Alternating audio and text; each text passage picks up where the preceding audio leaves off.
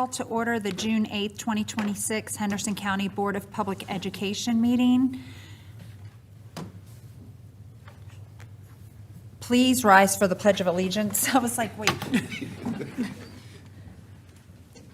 I pledge allegiance to the flag of the United States of America and to the republic for which it stands, one nation, under God, indivisible, with liberty and justice for all. Please remain standing for a moment of silence.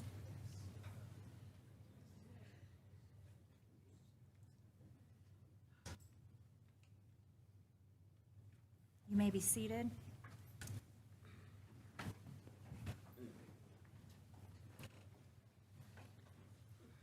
Chair will entertain a motion for agenda approval. I would like to approve the agenda with a change to the consent agenda, adding G, superintendent contract update. All those in favor say aye. Aye. Opposed? Motion carries. Board member observations. I know. We don't have celebrations. I would like to share a celebration, though, and we'll have this team come in August. We found out over the weekend that the West Henderson Skills USA team, we had a gold medal national championship winner. So we have honored those kids before about the promotional poster with Courtney Maddox's classes that she teaches at West. So she's the sponsor. She took a group to Atlanta. They did their initial round, found out they were one of the 12 teams that were finalists, or actually semifinalists to finalists. They competed against a team from Oklahoma and Pennsylvania, and they won the gold medal. So we found that out. So they're national champions. So you have some national champions from Henderson County for the Skills USA competition. Yay. So we will have them come in August and recognize, tell them to bring their hardware. And I hope they'll bring their promotional board that they did. It is unbelievably professional. So just wanted to share that as a celebration. That's fantastic. Okay, As we talk about professionalism, I do want to apologize for my dress attire today, but just to add as well, just got out of Star Camp. We just started Star Camp today's first day. We have all the city schools in Atkinson, but things like that just aren't possible without the connections that we have with the school system. They're very good to us and our community partners. So was with about 100 of our Henderson County children, about 70 of our fifth graders, about 24 of our high school students, and we're just having a blast joining with our school nurses and doing that. So do forgive me, but it was to represent Henderson County. So thank you for that. You might give a 2-minute reminder of what Star Camp is. I don't know that everybody would know that. You may not. So the sheriff's office, along with the school system and actually lots of other community partners, STAR actually stands for Sheriff's Teaching Abuse Resistance. You might remember the old DARE that a lot of us took growing up. What happened is DARE was from across the country, and they really weren't highlighting a lot of the needs that we were having here in Henderson County. And so we got together with our school nurses, our counselors, and made a whole new program here that fit us. So it is an approved curriculum now here in Henderson County for fifth graders. And with that, at the end, or going into the summer, we end up normally inviting around 700 students to camp. We normally have about 450 that actually show up, and that doesn't count our high schoolers who actually help. They're the cool kids and the counselors, but then they get to hang out with about 15 deputies at a time and our school nurses. So it just improves that. We meet at the middle school that they're going to be going to, and so it gets them a little bit more familiar with where they're going to school. And they also normally do a school service project at that school, so they've got some buy-in, because when you're cleaning things and you're doing the mulch and then somebody decides to trash it during the school year, you take a little more ownership because you did a lot of work to clean that before school started. So it's just a great program. We sure are blessed that we get to do that here, but it is because of our community partnership. So we thank you for that. So please, again, forgive me for my attire, but I had a lot of fun today. Thank you. And then right at the end of the year, you do one for exceptional children as well. We did. Yeah, we had one for exceptional children. We already had that one. We actually had record numbers. We were close to 60 kids this year. We held that at East. And it went great. Their favorite thing, we bought 1,400 water balloons this year. I think we used just a little over 1,000. That's their favorite thing to do, and we had a blast. Yeah. So again, we appreciate the Sheriff's Office and all the community partners who pour into those kids so that that transition to middle school is even better. It is. I mean, we were a little over $60,000 raised this year for it, and that's our community partners. They believe in the program, believe in us, and we appreciate that. So thank you. And I just wanted to say thank you to all of our high school administration and our district administration. Graduation went very well across the board. Weather did not hold up, but our schools adapted as they always do. And it seemed like everything went well, went safe, and everybody graduated that was supposed to, and everything went well. And congratulations to Mr. Garrett on his senior, who has also graduated this year. But just looking forward to a good, calm summer. Dare I say that? Well, I just want to say my appreciation as a board member to all members of our school community. It takes everybody working together to have the quality of school district that we have. And I just appreciate all the hard work. You don't get into this business for money. This is about the business of changing lives, and I know that. So I appreciate the wonderful school year we just ended, and I hope you have a restful, much-needed restful summer. Anybody else have anything? That's it? Okay. We'll move on to public comments then. The first one I have is Elsa, whatever your last name is, R? Yeah. You, come on up. For public comments, you'll have 3 minutes to talk to us.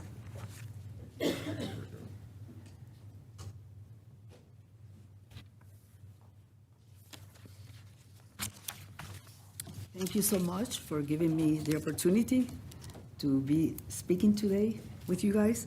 But I'm going to give to you guys a small,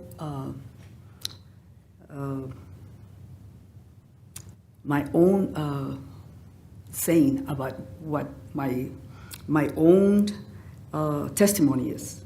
Okay, so my name is Elsa Rubianes, and I have lived in Hendersonville for 31 years, which I love. And I raised 3 children in New York City, 12 grandchildren, and at the age of 23, I had an encounter with the Lord. And I became a born-again Christian, and I was healed, and I was healed from asthma. The way I can describe this is that the Lord took me from my deathbed into his marvelous light. And today I am so grateful to God for what he did for me. And in every way, situation in my life, I've always seen the hand of the Lord working in me. And I say all this just to say that we are nothing, but everything that the Lord did, it was only so that his name will be glorified in our lives. And another thing is that I'm going to be reading from the book of Isaiah. And it's going to be Isaiah 60 and Isaiah 61. And it talks about the future glory of Jerusalem. In the name of the Father, the Son, of the Holy Spirit, it reads like this. Arise, Jerusalem, let your light shine for all to see. For the glory of the Lord rises to shine on you. Darkness and black as night covers all the nations of the earth, but the glory of the Lord rises and appears over you. All nations will come to the light. Mighty kings will come to see your radiance. Look and see, for everyone is coming home. Your sons are coming from distant land. Your little daughters will be carried home. Your eyes will shine, and your hearts will thrill with joy. For merchants from around the world will come to you. They will bring you the wealth of many lands. Vast caravans of camels will converge on you. The camels of Midian and Ephraim, the people of Sheba, will bring gold and frankincense, and I will come and worship the Lord. The flocks of Kedar will be given to you. Is that it? Oh, I'm sorry. So listen, I just thank you for the opportunity of that you gave me today to speak this time, okay? God bless you. Thank you. Sue Bradburn.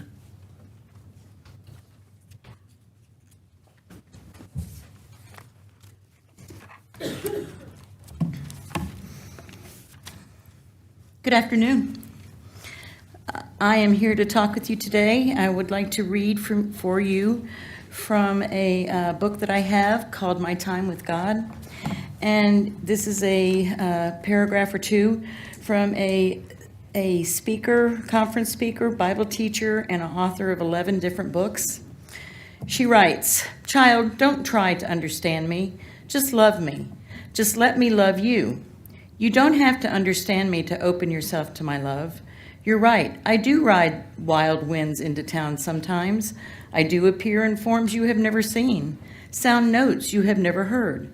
This makes you wonder if I get my signals crossed, if I take you south in order to go north.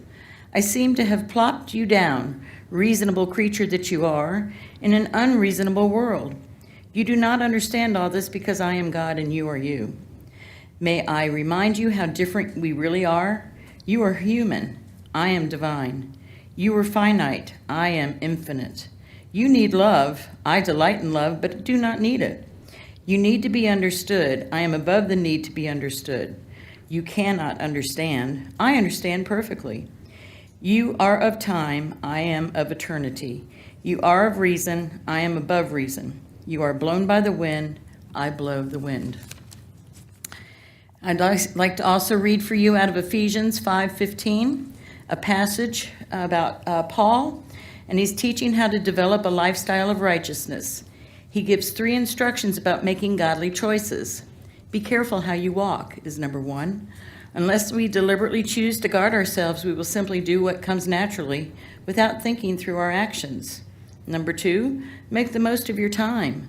God has entrusted each of us with the time and opportunities to participate in his plan for us, but we are tempted to squander our time and energy on other pursuits without considering what our Heavenly Father may have in mind for us. And number 3, understand what the will of the Lord is. In its broadest sense, God's will for us is what we would each become the person he created us to be, and that we do the work he has planned specifically for us to carry out. Knowing this, we should evaluate our choices through a spiritual filter and ask ourselves if they'll further our Father's purposes. The Lord wants us to walk wisely so we can enjoy all the marvelous benefits that he promised in his ways, in his word, and longs to give us. Let's commit to make each and every day count for Jesus Christ instead of merely living for ourselves. Thank you all for your time. Have a wonderful summer. Thank you. Sheriff Sylvius?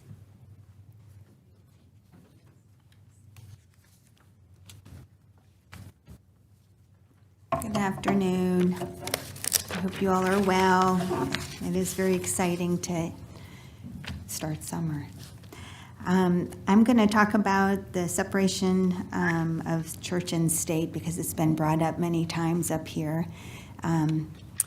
So Thomas Jefferson's famous words about a wall of separation between church and state from 1802 was meant to prevent an official religion to be formed by a government and to protect churches from the government.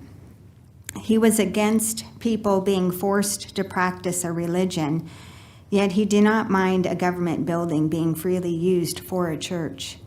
He went to church in the U.S. Capitol building itself.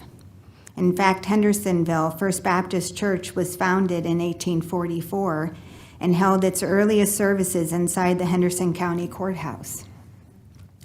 Thomas Jefferson believed religion taught good morals, which made better citizens. And what are good morals?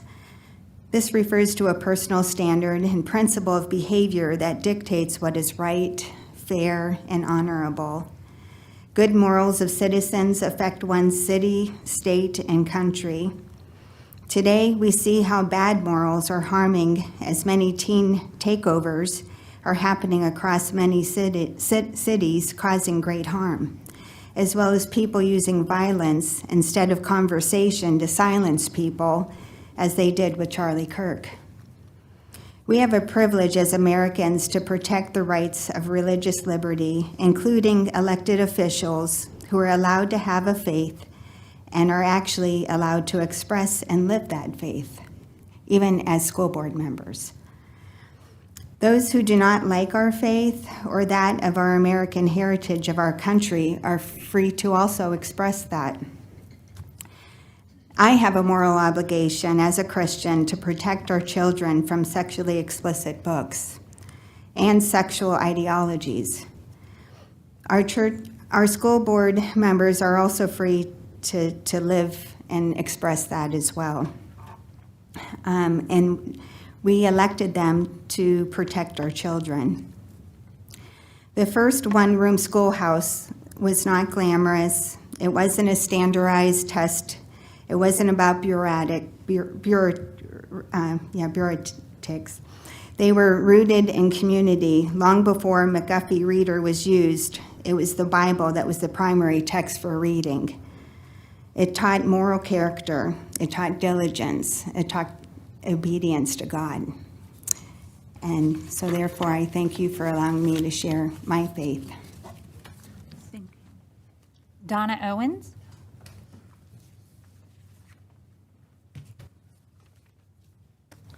I read from God's Word out of Acts.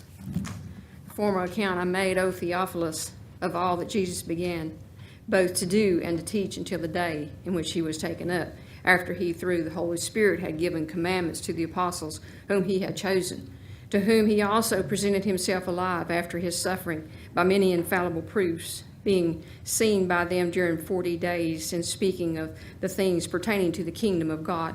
And being assembled together with them, he commanded them not to depart from Jerusalem, but to wait for the promise of the Father, which he said, You have heard from me. For John truly baptized with water, but you shall be baptized with the Holy Spirit not many days from now. Therefore, when they had come together, they asked him, saying, Lord, will you at this time restore the kingdom to Israel? And he said to them, It is not for you to know the times or the seasons which the Father has put in his own authority.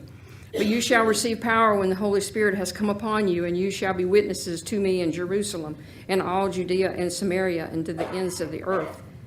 Now when they had spoken these things, while they watched, he was taken up, and a cloud received him out of their sight. And while they looked steadfastly toward heaven as he went up, behold, 2 men stood by them in white apparel, who also said, Men of Galilee, why do you stand gazing up into heaven? This same Jesus, who was taken up from you into heaven, will so come in like manner as you've seen him go into heaven. Jesus is coming back. We just don't know when. Just as he told his disciples, it is not for you to know times or seasons. This is in the Father's authority. We are to be witnesses for him from here to the ends of the earth. A question for each of us to ask ourselves, am I being about God's business? How I run my life, choices that I make, the causes that I rally for. Am I being God's witness? Are my choices pointing toward the sovereignty of God? When he comes back, and when each of us stand before him, will you be proud of the choices that you have made? Thank you. Joyce Marsteller?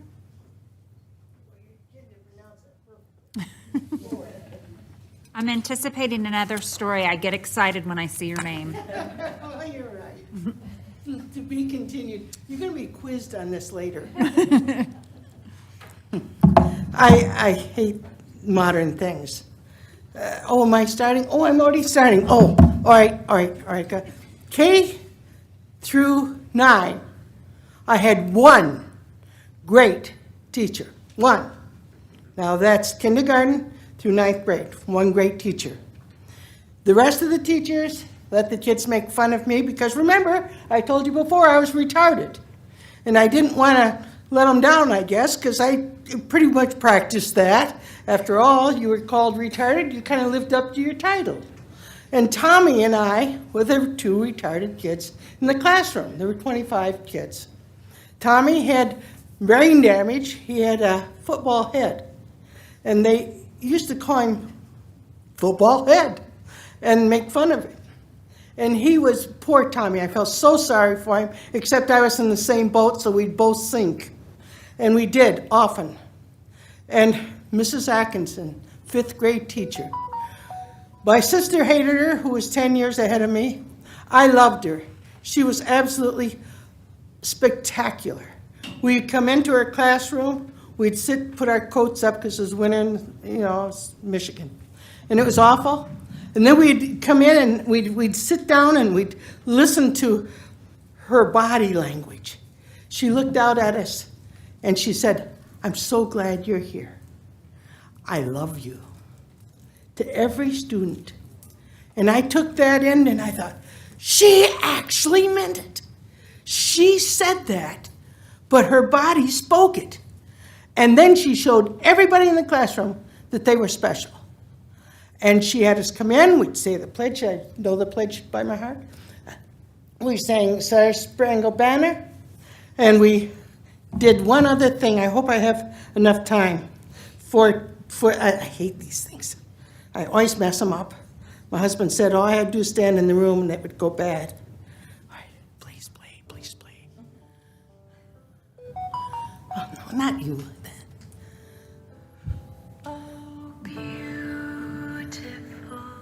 Can you hear it? Spacious skies, for amber waves of green, for purple mountains, majesties above the fruited plain.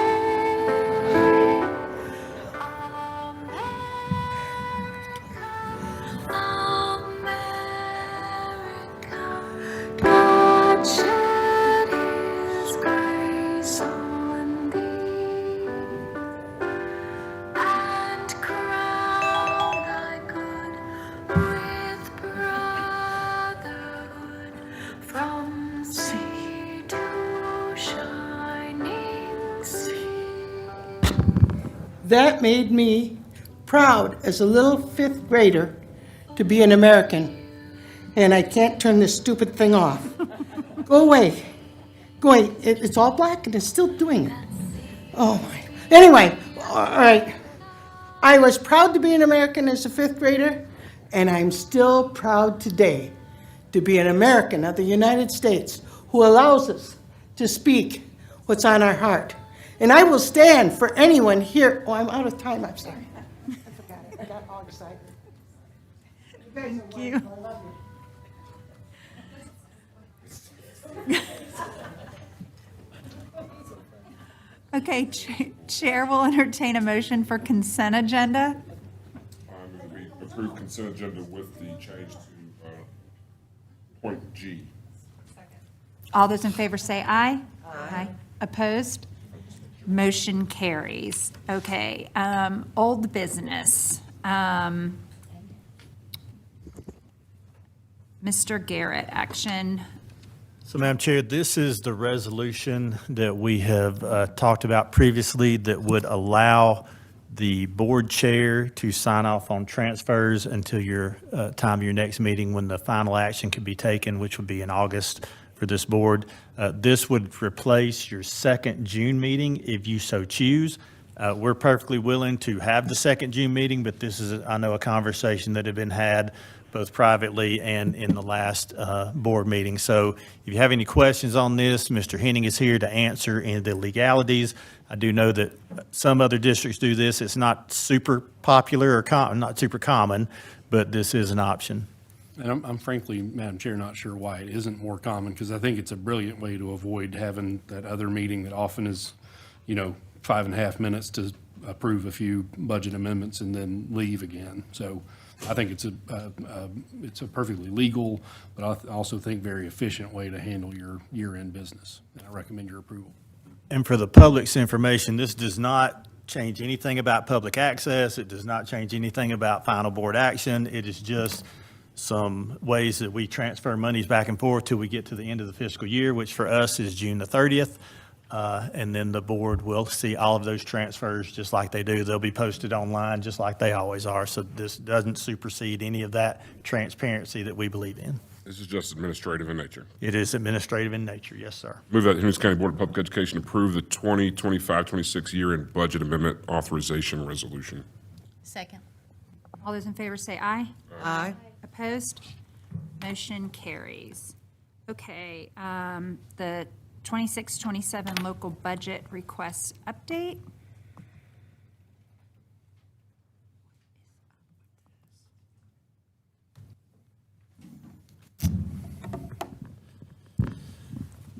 Madam Chair, members of the board, this is my yearly update after the Board of Commissioners did their budget meeting last week. They typically do it on a Monday. They had some conflicts, so they actually did this on Wednesday at 3 o'clock. I was able to attend. I know that Ms. Holt was there as well. This is to just go through what our county appropriation is. Now, this does not mean the state budget has passed. We're still awaiting the General Assembly. They say that they're going to hit their deadline, which is, I think, the 15th.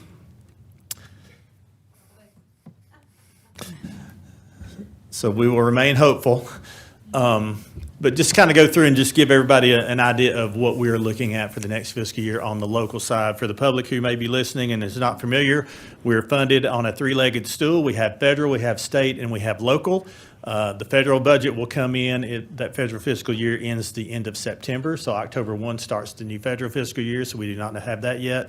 The state fiscal year and our local fiscal year both start July the 1st. So by statute, we have our request into the Board of Commissioners by the 15th of May, and at their June meeting is when they typically set their budget. So 25-26 funding, you see there, they allocated $36 million and some change. Capital outlay was $1.5 million, and MRTS, for those listening, MRTS is set at a rate. So when the when this four-year cycle started, the rate was a little bit over $2.3 million per penny of property tax. So we are assigned 2 pennies, and the community college is assigned 1 penny. So that line item will not change over the 4 years. So that remains at $4.6 million. Capital outlay is being reduced $500,000 from 1.5 to 1 million. This has happened a couple of times in the past few years to kind of help balance the budget. But what I'm most excited about is the budget change there in blue, an additional 1.8, almost $1.9 million to bring our funding to the requested $38,040,000. This will be the first time since I have been your superintendent that we are not having to budget fund balance to meet that funding gap. So really appreciate the Board of Commissioners and working with the county manager and his staff in making sure that we were able to articulate the need and why those needs are there, and to see them plug that in to our budget. So again, kudos to them for being such great partners over the years, but especially this year. As we had a plan to spend down that fund balance, we have done that. They have recognized, they have a good understanding that we are trying to keep our fund balance in that 10 to 12% range, typical to what they try to do as well. And why is that fund balance important? Well, we found out not this past fall, but in fall of '24, when Helene hit, because we were able to cash flow the cleaning up of Atkinson and getting some of our other campuses back in shape without having to go up and ask for money or waiting on federal dollars. So again, really appreciate that. So as you see on the bottom, what passed the other day is $38,040,000, $1 million, and the 4.6. Now, there was an additional line item that made it into the budget. So you have had some discussions as a board about trying to assist with our local supplement, and ultimately did request a 1% supplement increase with a desire to then sit down with your Board of Commissioners to talk about maybe a graduated scale, a retention scale. Both of those made the discussion on Wednesday. So after I made my presentation, there were a couple of commissioners who were really interested in the 1% and helping our folks, because when we talk about competition, we're competing not just with North Carolina districts, but with South Carolina as well, with the increases that they have made in the past 2 or 3 years to their starting salaries specifically. And I think there was support overall across the board to try to help our teachers. Then 1 or 2 board members also were very interested in the graduated scale or retention or a retainment type bonus scale. So I think what you're going to see, again, is an opportunity to sit down as 2 boards to talk about what that might be. The county, they have their own scale. When we shared what the old longevity scale was for teachers before that was rolled into salaries by the state a few years ago, it's like at the 10-year mark, you start to get a little bit, and then 11 to 15. Theirs, I think, starts at year 5 and goes up a little bit from there. So I think, again, there's great interest in future conversations about that as well. But what they did plug in was an additional $1.19 million that will go to local supplements. So that 3840 that was requested and the 1% supplement increase were both granted. So that brings that local current expense appropriation to $39,230,000. This represents about a 6% or 7% increase on this line item when you put both that and capital together. So you lost on capital. And when Mr. Taylor comes up with his capital, we've got a recommendation on where that 500,000, because you'd already approved your 1.5 on the capital projects for next year. So Dr. Taylor will be able to discuss that. But $500,000 reduction on capital was well made up on both the estimated operational need that we talk about. And for the public that doesn't always deal with these budgets, again, you can get online and look at it, or you can just listen to me and tell you when your power bills goes up, so do ours, except ours go up 6 figures. And when salary input is put in, our retirement rate goes up every year. For every dollar we spend out of local money on a position, 25 cents of that goes to retirement. And then we're also spending just under 9 now, Bernie, on health insurance and benefits. 8,900 is what that will go to for. So for every position that we have, $8,900 comes off the top for your benefits, health insurance, and then 25% of that dollar goes into their retirement as well. So that is why you see that increased need every year. So we're reducing staff in some places and right sizing, as you saw as we've gone through the budget process, but still our overall payroll goes up on those what we call uncontrollables. So when you put it all together, this is what your Board of Commissioners are committing to Henderson County Public Schools for 26-27. You've got the current expense appropriation, the 1% supplement increase, the capital outlay at $1 million, MRTS, so just shy of $45 million. So when we talk about being a big business, we are a big business, both on the operational side and on the kid and the teaching and learning side. So that's one of the things that makes the job exciting and never boring day to day. But just wanted to kind of give you this, and was more excited to present it this year than it ever in my time with Henderson County Public Schools. And again, really appreciate the Board of Commissioners for their commitment to our local education. What's also not reflected here that I have to recognize are our SROs. That comes out of the county budget. That does not come out of ours, outside of the secondary positions that we put in that we get from the state. Also our nurses, provided by our health department. So just really, really a great opportunity to use your tax resources wisely to help as we are growing kids in this community.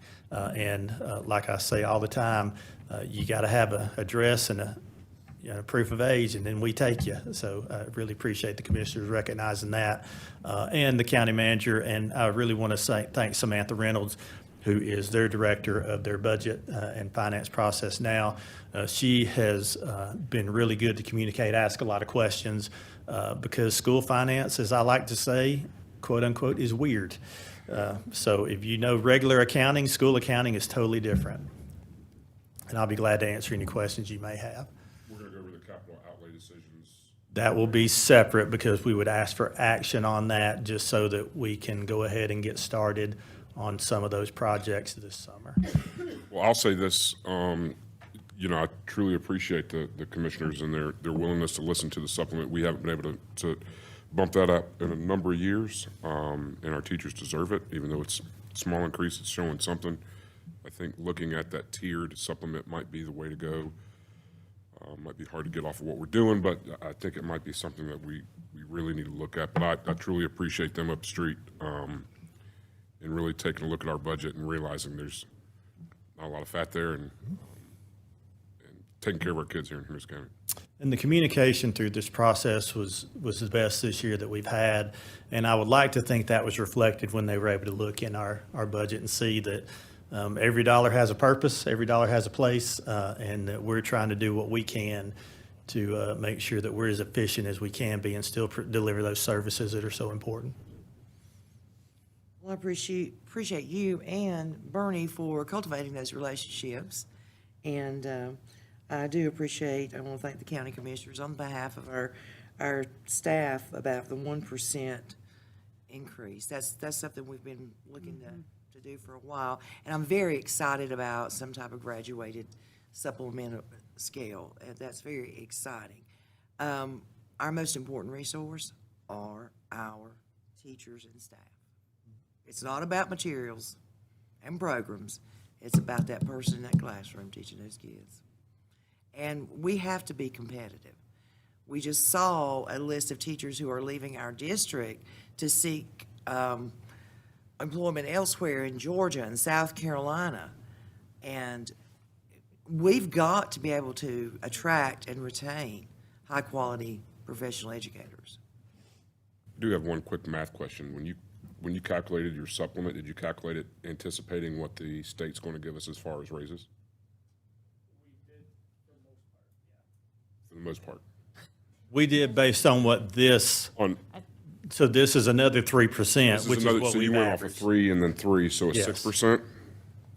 Well, it's a 3% on this year's, on that 38, because remember, we did the 3% to get to the 3840 and all the other uncontrollables. Yes. So then Okay, that's gotcha, on gotcha, top gotcha. of that. That's already baked in. So we adjusted it, yes, Okay. Okay. which again may play into some of the fund balance pieces depending on what the General Assembly does. But because we were able to manage some of that this year, you'll be able to move it. Yeah, and that's what we shared when we were working through the process, is we're assuming a 3% this year, just like everybody else. If it comes to be an 8, then we'll have to do something with that extra 2%, so.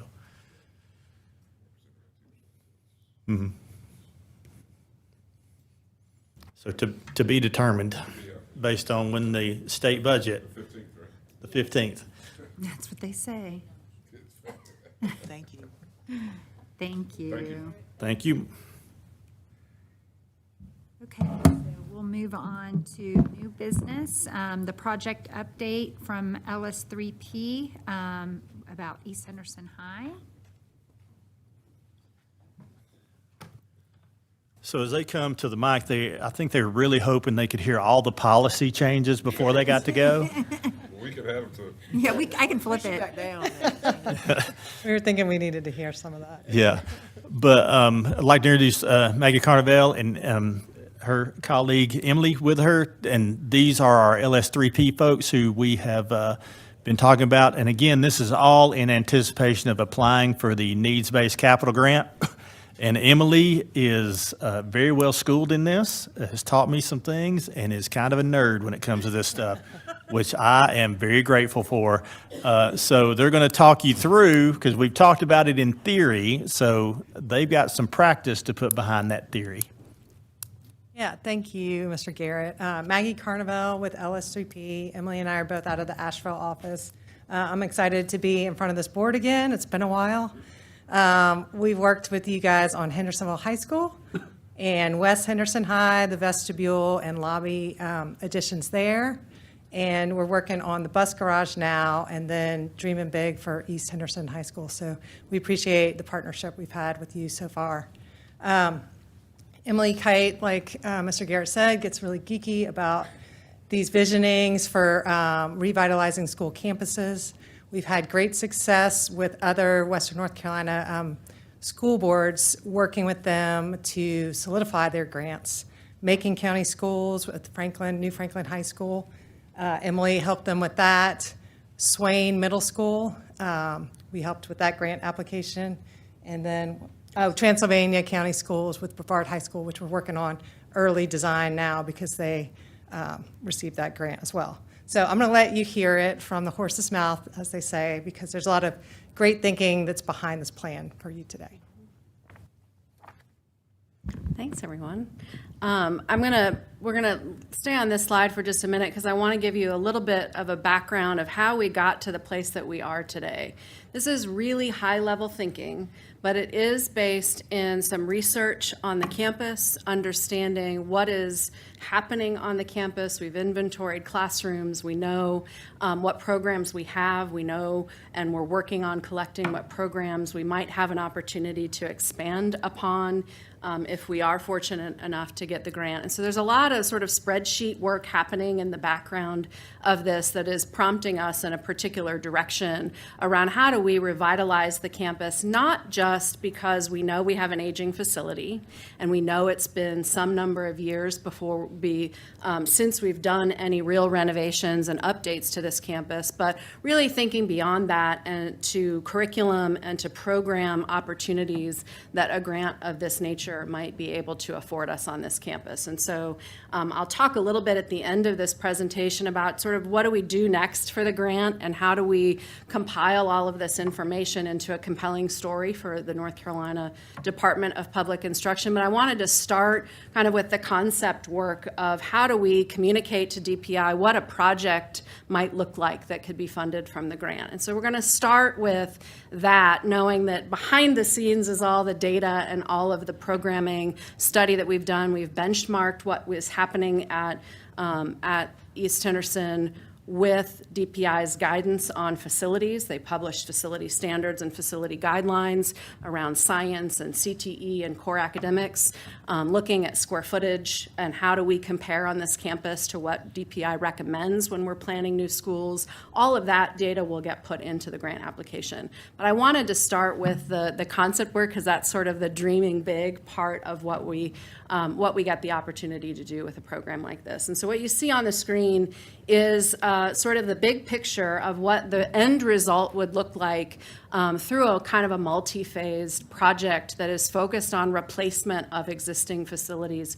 which we know are aging and we know are not completely meeting the academic and the CTE and the curriculum needs of the students on the campus. And so you can see numbered in there sort of three very high-level phases in an approach to try to tackle and replace some of the aging facilities on the campus. And so we would start at the top of the plan with the first phase, and then we'd move then to the bottom of the plan with the second phase, and then the third phase is the piece that happens in the middle. And I'm going to zoom into those phases, and you'll see at the end of that a little bit of opportunities we get elsewhere in the campus for buildings we're not intending to replace, but we could benefit from expansion of some other curriculum and programming and some renovation of some space that we get to kind of capture as part of this.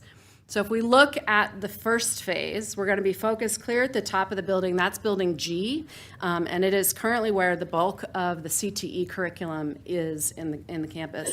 It's a little bit newer building than some of the older buildings that are further down in the orientation of this plan. But really the very first thing that would need to happen on this campus to be able to achieve what we're proposing is a good bit of infrastructure work. Most of the utilities come into our building at Building B, which you can see is at the bottom of the plan. That's one of the oldest and first buildings built on the campus. We need to get all of that stuff, the mechanical systems, electrical, the gas service that comes into the building. We need to really get it out of Building B so that we can continue to operate our campus during a multi-phased approach to construction. And so some of those services are replicated in Building G. That was part of a second phase of construction that happened later on in the development of this campus. But if we move that infrastructure up to Building G, looking at replacing aging HVAC equipment and other services, but creating that hub in Building G at the first phase of this project would allow us some flexibility to do some demolition of buildings and to replace other buildings in later phases. And so the first phase is really focused on setting our building up from an infrastructure standpoint to continue to operate and to be modernized as we get through to the end of the project. Phase 2 would be the start of kind of reconstruction of buildings on the campus. The Building B and Building C, which you can see that are kind of inside the footprint of the green box there that are dashed, those are some of the original buildings on this campus. They're currently classroom buildings. They are certainly are aging. They were built in the late 50s. We would propose that we would start the project with demolition of those buildings to replace it with a 2-story academic building that would essentially replace all of your core academics and your administration and your guidance areas into this new 2-story space. And so while students are still going to school in the white boxes kind of above there, we would be constructing a new 2-story classroom building at the bottom of the campus where Building B and where Building C would be demolished. It's about a 60,000 square foot building is what the math is telling us in terms of what DPI would require and handling the capacity and the enrollment of this campus. The lighter green boxes are suggested circulation paths, so we would build a connector piece that would also link us to the gym facilities and the auditorium, so we would start to be addressing some of those safety concerns of having multiple buildings on campus that are not currently enclosed for circulation, so that would also be part of this phase as well. Our science labs would all be replaced. We'll be talking a lot in the grant application about science labs. Those are in some of your oldest classrooms on the campus right now. Go ahead. Connect both of the gyms? It would connect both of the gyms, and we'll zoom into that area in here in just a minute, and we can look at some of the more detailed kind of thinking on how that would work. The third phase would be to demo the D, E, and F buildings, which are all of those dashed things that are sort of under that second footprint. That would give us the space to replace your cafeteria, which we know is not quite big enough to serve the number of students on this campus. The media center would also go in this location, and it gives us an opportunity to capture and to expand square footage for CTE curriculum. One of the things that DPI really loves us to talk about right now is CTE curriculum and career pathways. There's been a lot of attention played to that. There's a lot of focus in education around looking at CTE pathways and expanding and modernizing lab environments for that kind of instruction. And so it does give us an opportunity. We like this location for that because the G building that we're keeping is also where your CTE programs are currently. And so there's some programmatic relationship between what would get renovated in the G building for CTE labs and what additional opportunities we might have for expansion of course offerings in that new building that we would be constructing in phase 3. We have an opportunity to have really clear lines of sight and circulation. Everything on this campus would be enclosed circulation, so you could navigate your way through everything inside the building. We can protect ourselves with a nice outdoor opportunity in that sort of bright green square on the screen would be an opportunity for students to still be able to get outside in a really nice way that's protected by the buildings from public view. As we look at some of the more, the opportunities to renovate in addition to building new construction, if you look at the key plan there on the lower left corner, this is kind of a zoomed in look at the existing auditorium and old gym building where most of our performing arts is. It's also where your cafeteria is. You can see at the top, the blue, that would be sort of the connector piece that would come from that new addition that would be built in phase 2. But when we relocate the cafeteria to the new building so that we can address the capacity and the size of the cafeteria, we capture some square footage in this area of your building by the auditorium, which has your band and your chorus, to really be able to expand performing arts. So we can move our art classroom over here, we can add a theater classroom, we can really look at some captured square footage to get all of our performing and our arts programs into one location so that we get the opportunities to collaborate around performances and other things. And so there's some captured opportunity there with square footage that you already have. And if we look, this is a zoomed in view of the G building. You can see that sort of hatched area at the very top of the plan. That's current mechanical space. That would be where all that infrastructure work is happening in phase one. I want to point your attention to the green areas over here. We're still in progress with Carl and the teachers on the campus to really dig into the CTE curriculum with some specificity. But one of the opportunities we know that we have, the two classrooms at the bottom of the plan that are in green, that's your art classroom right now. So if we move art over to by the cafeteria and the auditorium, we have additional square footage now, again, in this ripple of moving our programs around. And what we're thinking at the moment is that we really need some expansion of our agricultural program spaces. The Ag Mechanics program is very popular, and this gives us a little bit of breathing room and opportunities to expand to really focus on Ag Mechanics and the other agricultural pathways that are there. And then some of the other spaces in gray we're still sort of digging into and getting a lot of really good feedback from our teachers.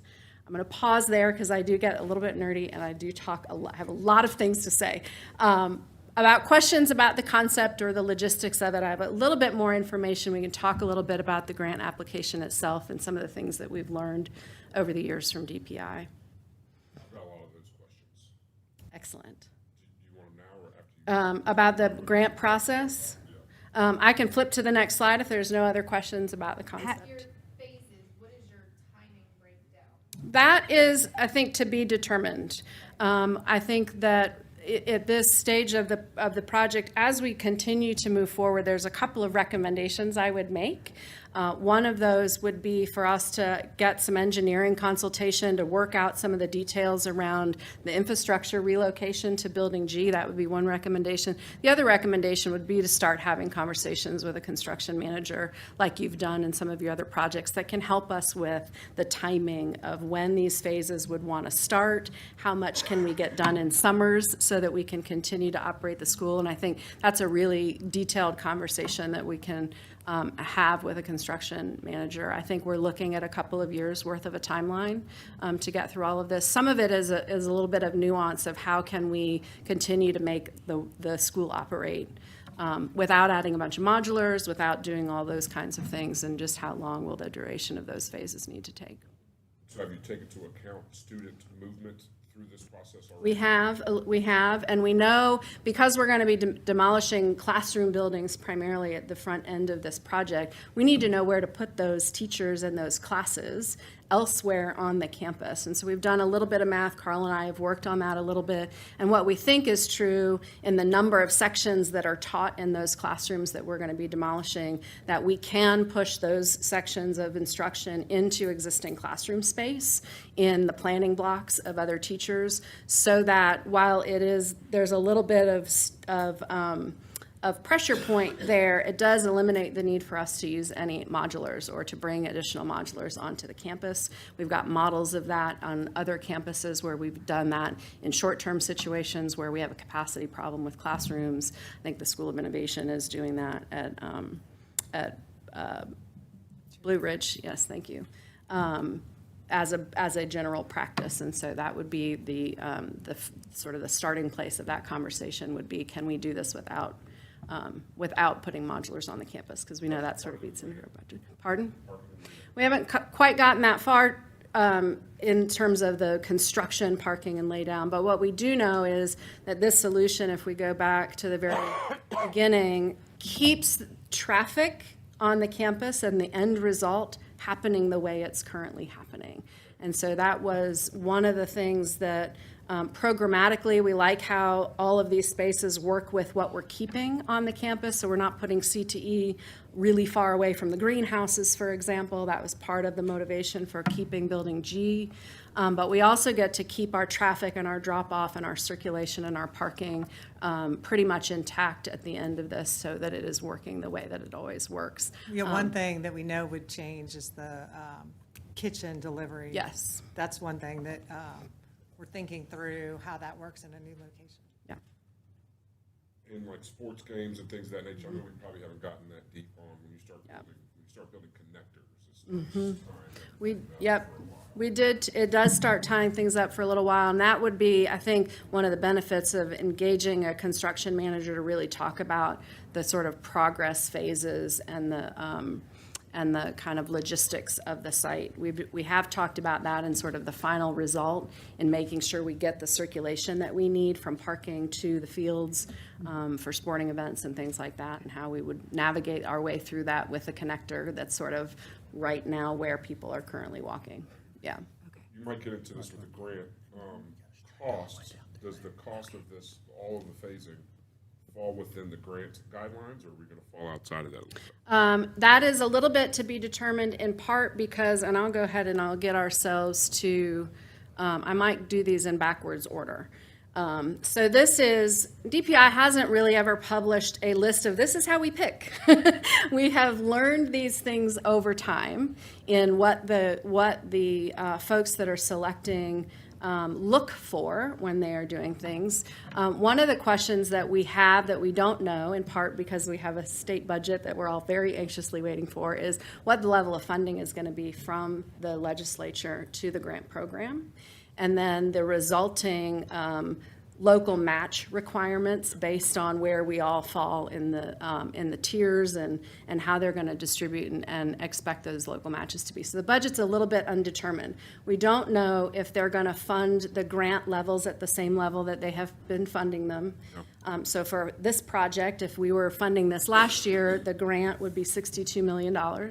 We don't know if that's going to change. I guess my question is, are those the parameters that you've stated? That's the parameters that I'm trying to stay in, is knowing what we think we know from historical information. Because a $100 million plan, even if you get a Correct. $60 million grant, That's right. still might not get done. And we will have to prove that in the grant application of how much we think Okay, this is going to great. cost. So I feel pretty good about this. This is a very similar project in scope and size to the Transylvania Brevard High School application, and that's fitting nicely in the budget that they have. The match, we don't know for sure what that will be. That will sort of change the bottom line of that, but we will have to do some high-level budgeting to demonstrate that to the grant. But this is sort of an accumulated list of things that we've heard from DPI.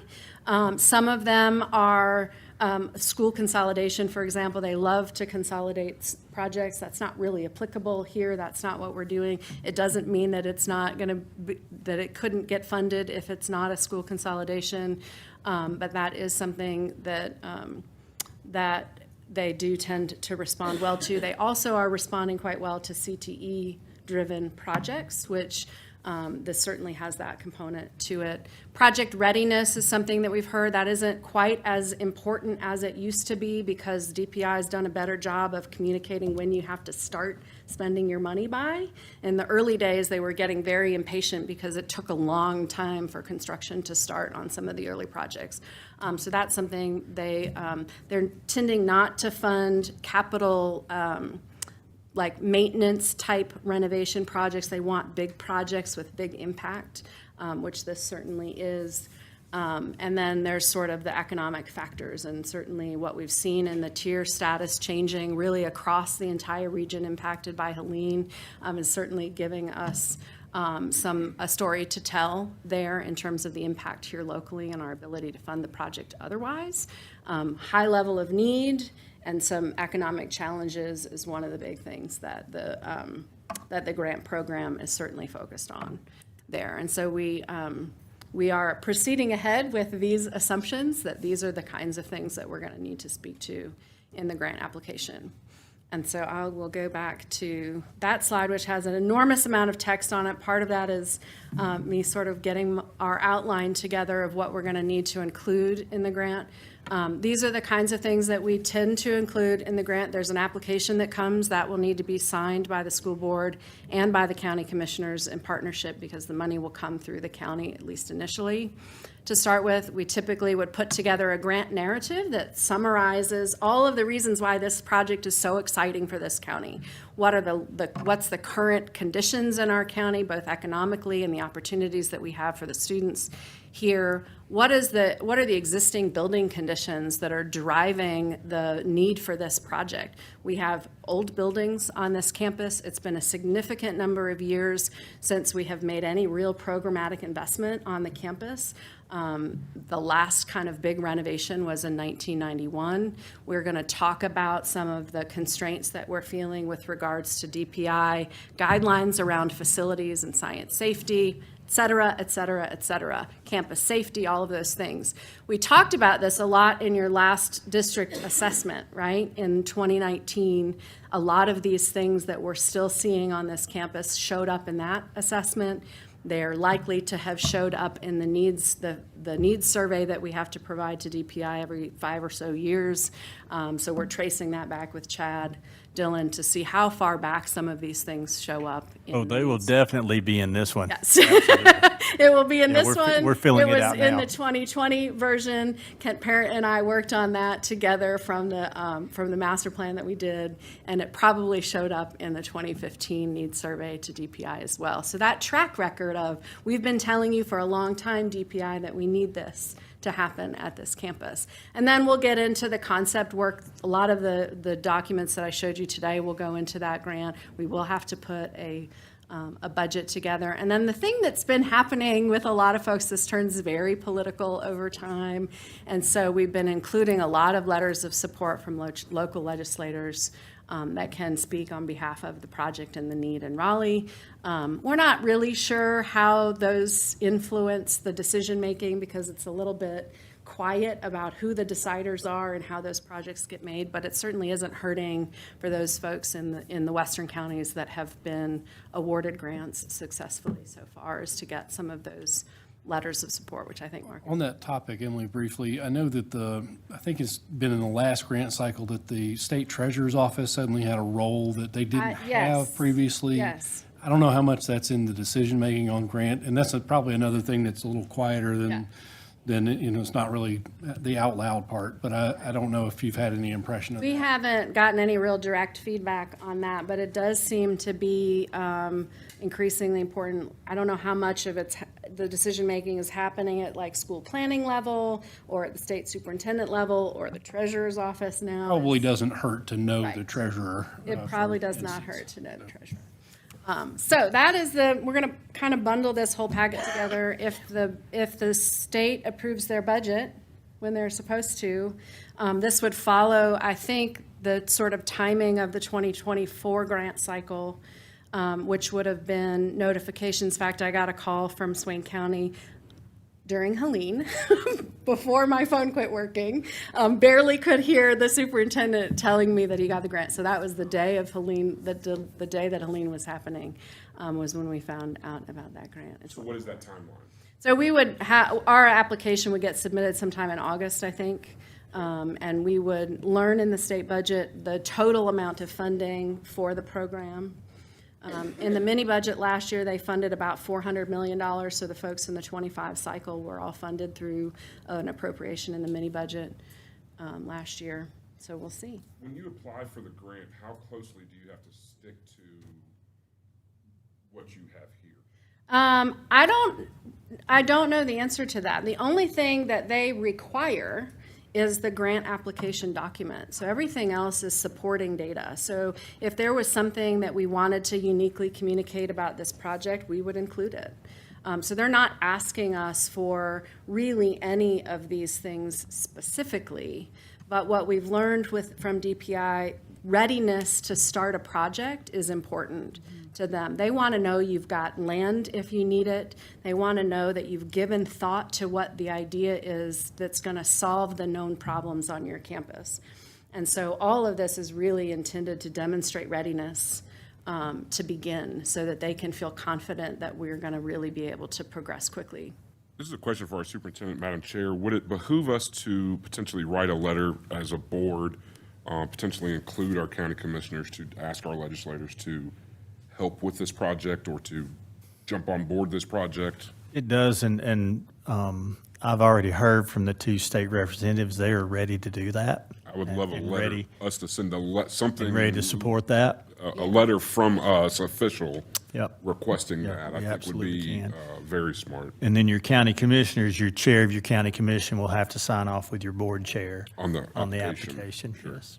Now, once the grant is received, I can tell you, having dealt with it, they don't really ask for much. You go through the LGC, it gets approved, the whole project, they kind of keep up with it through your LGC and through the county, and there's really not much reporting at the end of it. Does the money flow through us or through the county? County. Okay. Yeah, I would just ask that we sign some letter, if everybody's on board with that, to ask our legislators to Wonderful idea. help us. To get us into Raleigh, and I know it's a legacy for them as well. So I just want to say, I talked just a smidge with Kent Parent about the if, ands, and the buts, and just a little bit like the conversation, and I went, oh my God. So when you're saying that there's this all this little intricate work to be done on this, I do not envy Chad, you guys, the job, because, oh my gosh, it's huge. But thank you. So one of my questions, as I'm just going through, this is just for my own personal thing. Have we ever done any kind of renovation to that school, that building at all since 1958, as in The 90s. 91. 90s, like asbestos has been gone, things like that? We know where it still is. Okay. So we'll ask one of the. I mean, sorry. We'll ask one of the Eagle Side people over here. Yeah. Mr. Rhodes, you're the historian. Well, yes and no. Mr. Taylor is a graduate there, but 91 to 93 was with the renovation when they redid C building and the new gym. It was finished for the start of the 92 school year. And we don't have complete records of everything that's ever happened on that campus from a drawing standpoint, but that was, in our estimation, is the last sort of major programmatic improvement that happened on the campus. There was some work to science labs, but not complete replacement of science labs. So we have a lot of science infrastructure that probably was pretty original to the building.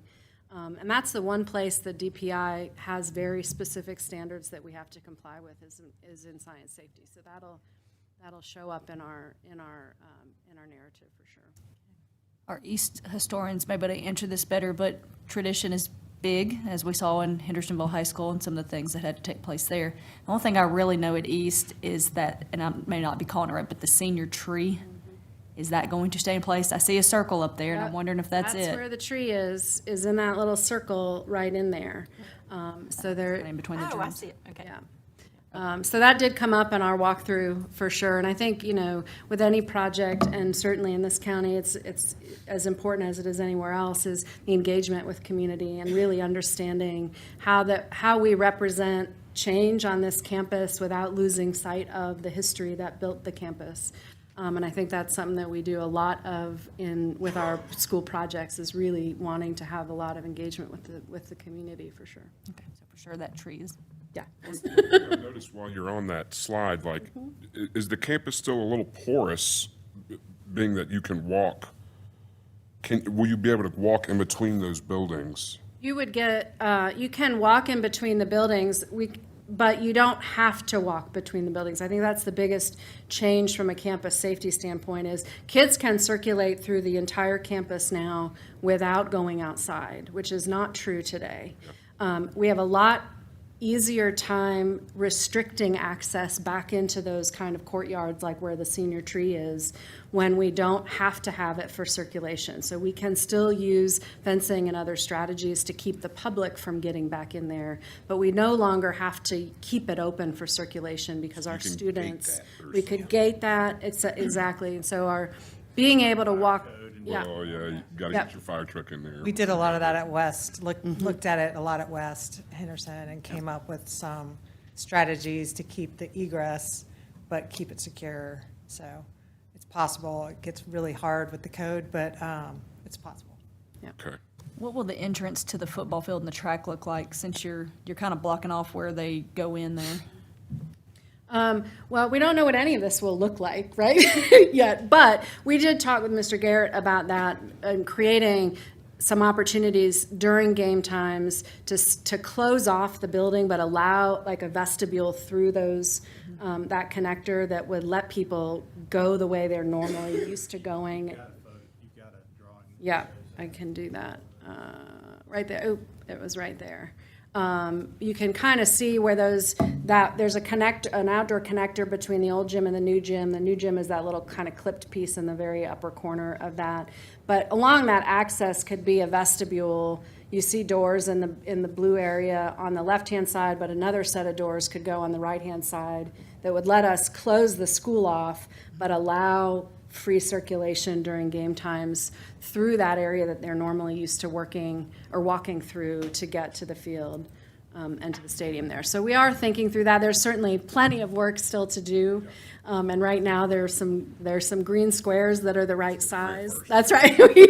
That is making those doors bigger. Exactly. And And how many doors do we need? And is there another way to get to the stadium? And we shouldn't do it the way we're talking about right now. Right. So there's still a good bit of work to do. But what's I think really encouraging is that this project really can touch every kid that goes to school at East Henderson, because we're addressing CTE and expanding that program. We're addressing arts programming for students that are in the arts programs, and all of our core academics and science will get to be new.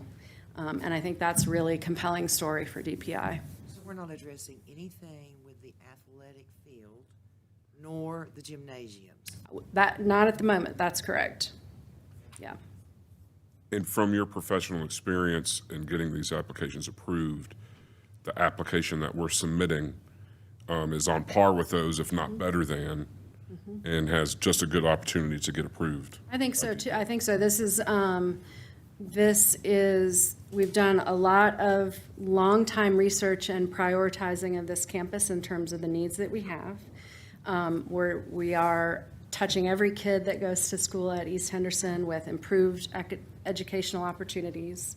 And we're replacing aging infrastructure that we know we have concerns about. We have ADA concerns, we have campus safety concerns, we have aging facilities and increased opportunities I shouldn't call them opportunities, but emergency maintenance repair frequency is increasing on this campus. And so we're really able to hit this from a lot of different sides. It's not just a singularly focused But pursuit. it's the finance part that probably will hopefully push us over the edge instead of being tier 3 or tier 1 or whatever we are. Now we're tier 2. Right.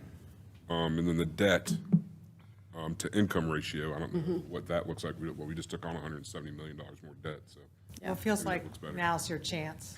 Yeah.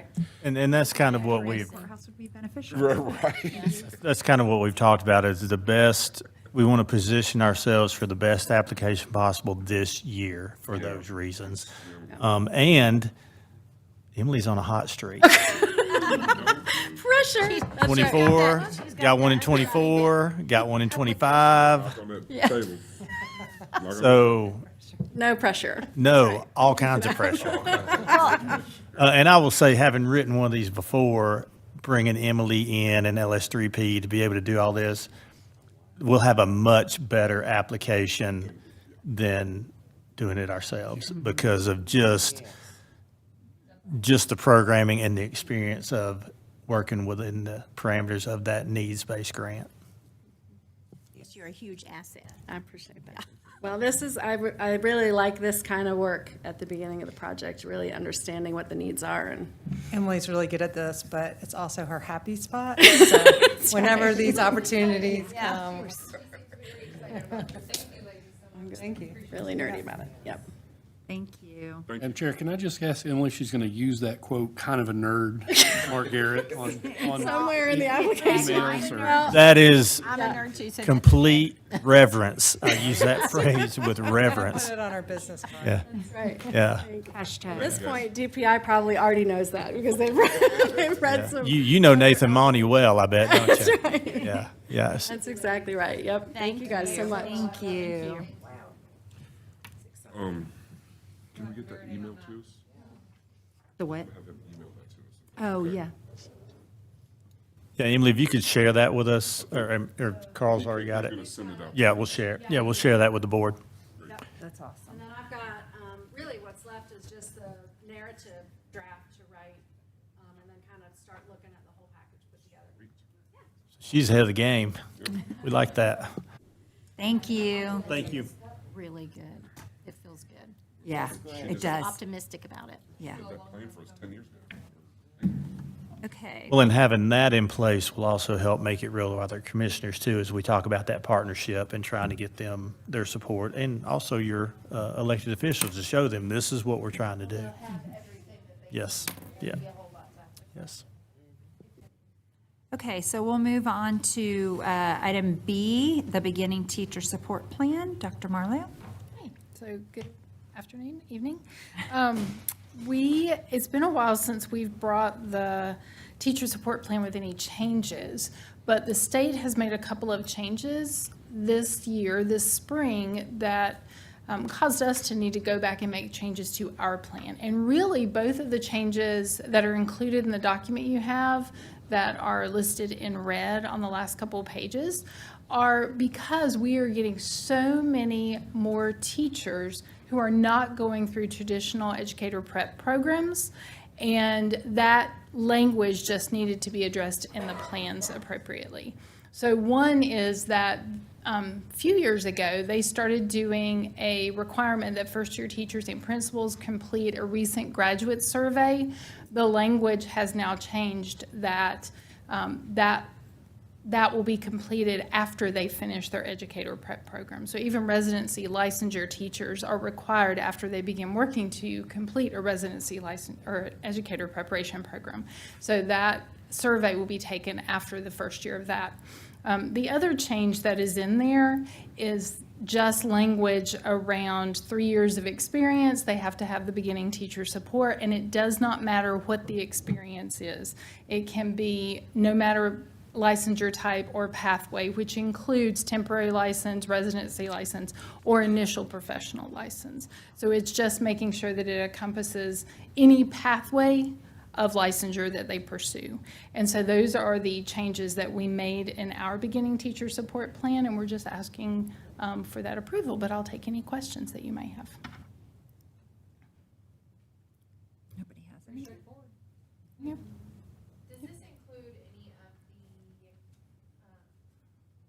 is this just academic, or is this cover all? It's any teacher that we have that's working with us, yes. Anyone who has certification or is earning certification. Okay, Chair will entertain a motion for the beginning teacher support plan. I move that the Henderson County Board of Public Education approve the updated beginning teacher support plan as presented. Second? All those in favor say aye. Aye. Opposed? Motion carries. Thank you so much. Thank you. It's the Dr. Taylor Show. That's it. Our spring policy updates.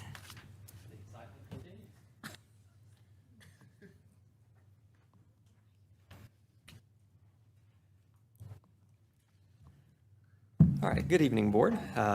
This evening, I do have 10 policy updates to share with you. The Policy Committee met last Wednesday to review each of these, and most of them are pretty straightforward. Don't have a lot of changes. Some of it's connecting a policy to another policy. A couple of others relate to board meetings and just clarifying the language and policies related to our board meetings.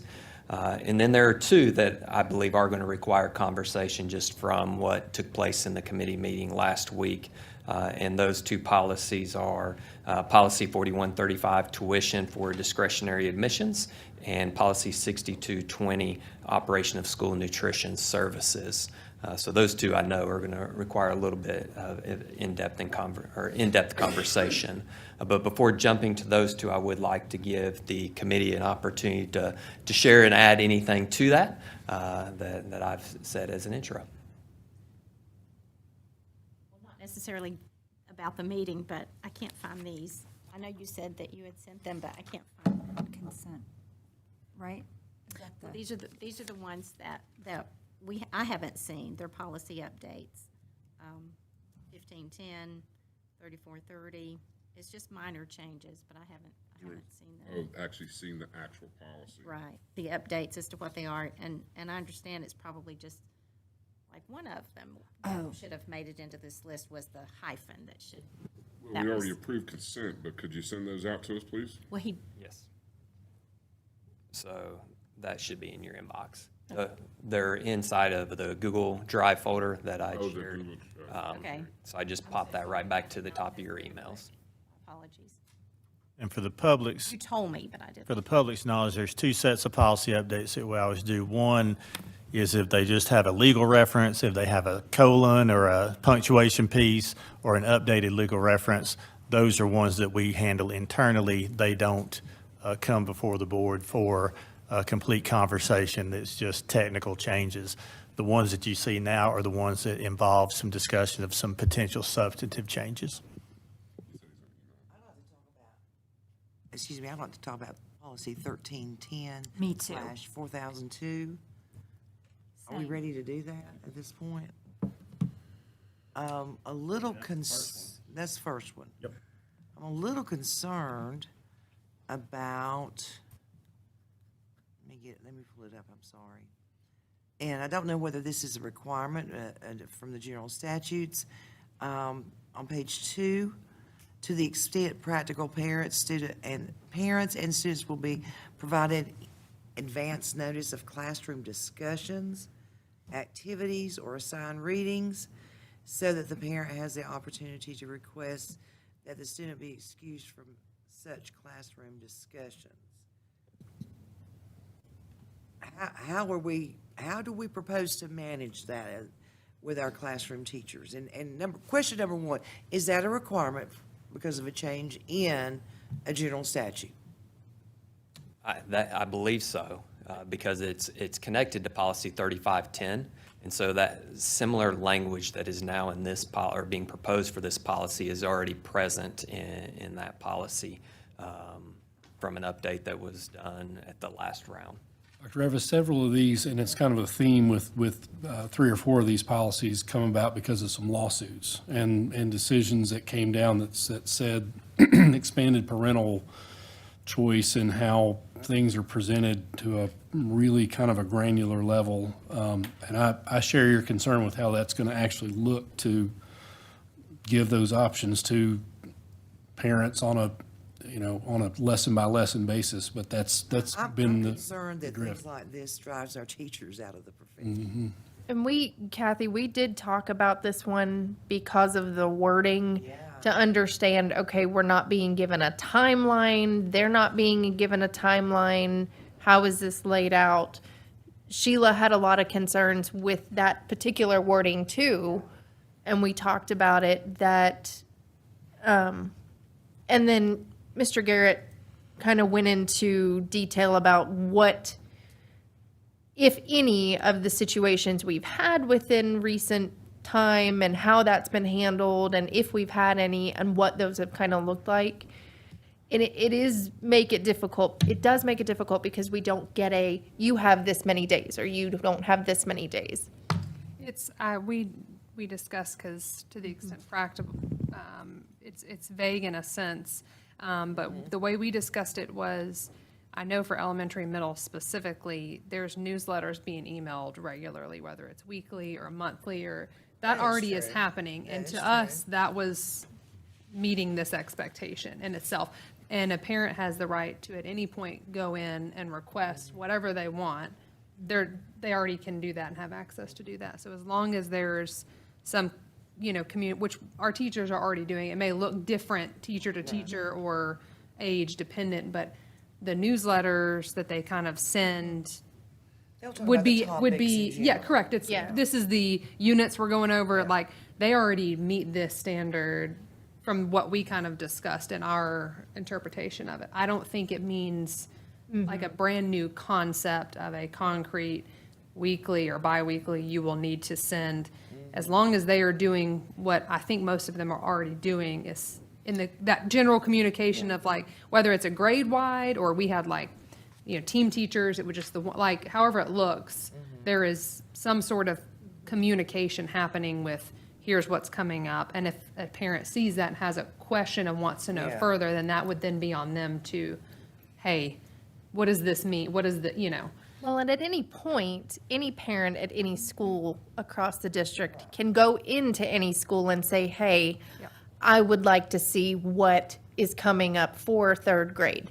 what is your seventh grade curriculum looking like? What are, when you know what classes your high schoolers are signed up for, because they get their class schedules, you know what classes they're taking, you can speak to their guidance counselors, you can contact the administration and request what that curriculum looks like. You can, for any parent that's going to dig in that deep, but at the end of the day, it does come down to, if parents want to know what their kids are being taught, they have access to it. They just have to be invested enough to ask for it, to look at it, because it does change when you get into high school. But that's not what this is saying No. at all. It's saying they will saying- be provided Right. advance Yeah. notice. So that's almost the exact opposite. So the devil's in the details in that. Now you save yourself by saying to the extent practical. Well, I and that's mean, the legal Compromised part. language, that- so- I'm sure that is compromised So- language, but the onus is going to be on a teacher, because you're going to have one time some lawsuit, oh, you didn't give me advanced notice of, you're talking about the Romans. Yeah, what does that mean? What you said, though. Because the newsletters are usually in arrears. Well, I think, do what? The newsletters typically are like what we did, and then there are some things that what are coming mean- up, but not like the lessons that are being. Well, this was more of like, I think, and to high me, I think there was still the freedom Yeah. of like, at least in my elementary this past year, it was weekly. Yeah, they were given They were out- given like, this is what's coming up. Oh, really? This Yeah, is and it the was- units, this is Yeah, what it was we're- vague. It was not, of course, detailed, Yeah. but. Well, and in the high school classes, we have to sign a form. They actually send home the syllabus. It completely talks about what's supposed to be happening, and then we have to Well, sign and that middle too. school So I think we teachers do it are there, too. sending out, It's usually, what uh, units are coming up, what lessons we're team. doing. Yeah. By And teams usually. It makes it hard because it does say that, I but think it could go either, I agree, this is, if the right incident happened and the right, but I think it's overly cumbersome. Is this the wording we're required to use? No, I think this is, I think this is the School Board Association's attempt to bridge the gap between some of these holdings that we've had in the past few years in the courts. I think it's trying to encompass the Parents' Bill of Rights, right to know things and direct students' education. But, I think the bottom line is for teachers that are aware that there has been controversy somewhere, to be sensitive to the idea that parents may need more heads up that these things are coming, and to be accommodating when they have direction about it. I think it would take also discernment, like you said, if it is a topic that is A a sensitive topic. widely, yes, Yeah. that an Like average sex adult would education. look at and say, this might be, I think it's gonna take some discernment for them to say, hey, this is the book I've assigned, in case anybody wants to look at it. But other than that, I think what they're already doing, the newsletters and stuff is completely already meeting this standard. Then I ask you again. Yes, ma'am. Do we have to add this language into this policy? I know the School Board Association, recommends it, but do we? don't? Yes, what does it do if we don't? Of course, like you say, Beth, parents have the right to inspect any materials at any time.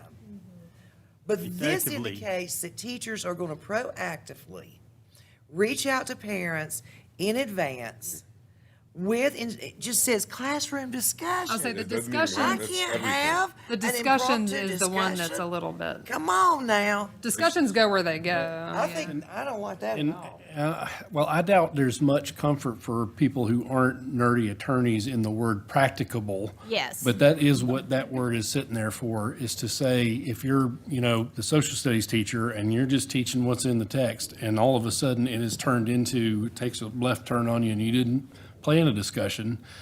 Or a current event, something happened last night Right. that we talk about today because it is a current event, Right. yes. We are squelching those teachable moments. I am not in favor of this. Unless we are required to do it by law, I am not in favor of this. Well, if I may, if we finish up with the policy and what it actually says, that it actually says for religious-based study. So it narrows it down. It doesn't broaden it, it narrows it down. It's specific to that alone. It's specific to that alone. It isn't about everything across the board. It's just specific to that. But presumably, so So we all know how I feel about CKLA. However, I will say that there is a caregiver letter that goes out, should be going out every week to parents, which actually details what is in the book. And here is the book. This letter should be going out. The thing is I don't know that all of them are consistent across the board in getting this out to parents. So this would be a 7-day window to parents. So when you take that word into consideration, it should be a 7 to 10-day window, because this is a curriculum that we're using now. It's already in here.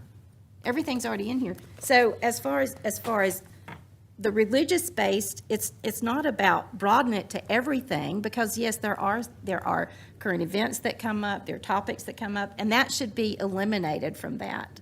It shouldn't be in that situation. There are things that need to be talked about, and teaching is absolutely imperative that you have the freedom to be able to do that. I totally get what they're saying here. However, it is duplicated in policy, I think it's 3510. 35, it's a duplication. So, Dr. Revis, to answer your question, though, these are recommendations from the NCSBA. Your attorneys tell you if something is a thou shalt for a law. So I have not received that on any of these policies from Campbell Shatley. That's right. And Dr. Evis, I guess I would just add to that we do review all of these. I think you all get the memo that we share about our thoughts on the policy changes they make. And if we thought that there were language we thought would be a better fit for our clients or a wiser choice or something else to consider doing, we would tell you. If you wanted to pull that out, I would want to give some more thought to and be able to better advise you. Probably take a closed session advisement to say, here's what could be the consequences of it. Pull it and let's look at it in August.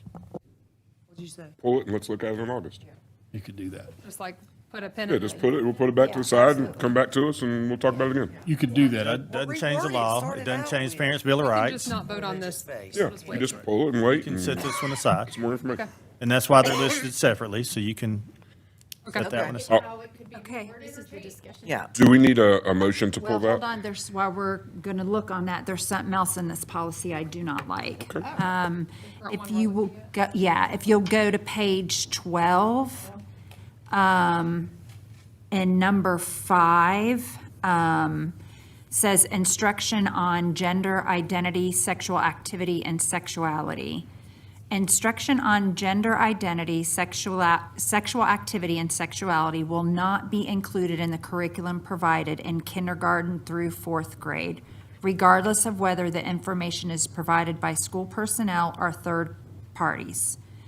So, as a parent, when I read that 5th grade on up, they're going to get instruction on gender identity, sexual activity, and sexuality. Doesn't that come into play, though, with the opt-in for parents? Absolutely. The discussions that, and those are not in the classroom, those are, well, they are, but you get those papers ahead of time. What's that for called? 5th The grade. program called? Right, Yeah. so, Safe. but Safe. what I'm hung up on, Safe or whatever. what I'm, Well, by law, the statute prohibits the K4 or I was gonna say, K3, whatever it is. This came from a state law, didn't Yeah, it? K4 says specifically in the statute, it's not an allowed topic. It's two state laws that butted into each other. There were earlier drafts of the Parents' Bill of Rights that said just full stop. We're not going to talk about sexual anything anywhere. right. And I've had a few boards that wanted their policy to say that, but you had the other state law that said, beginning in 5th grade, now parents get to opt out of it. It didn't turn into an opt-in. The General Assembly ended up leaving that as it was. But human sexuality it ramps up, in a way that's supposed to be supposed to be age appropriate as you age. Okay, But so- that's still the law, and you still have Right, to teach. and I get that, but what I'm hung up on is the gender identity part of this.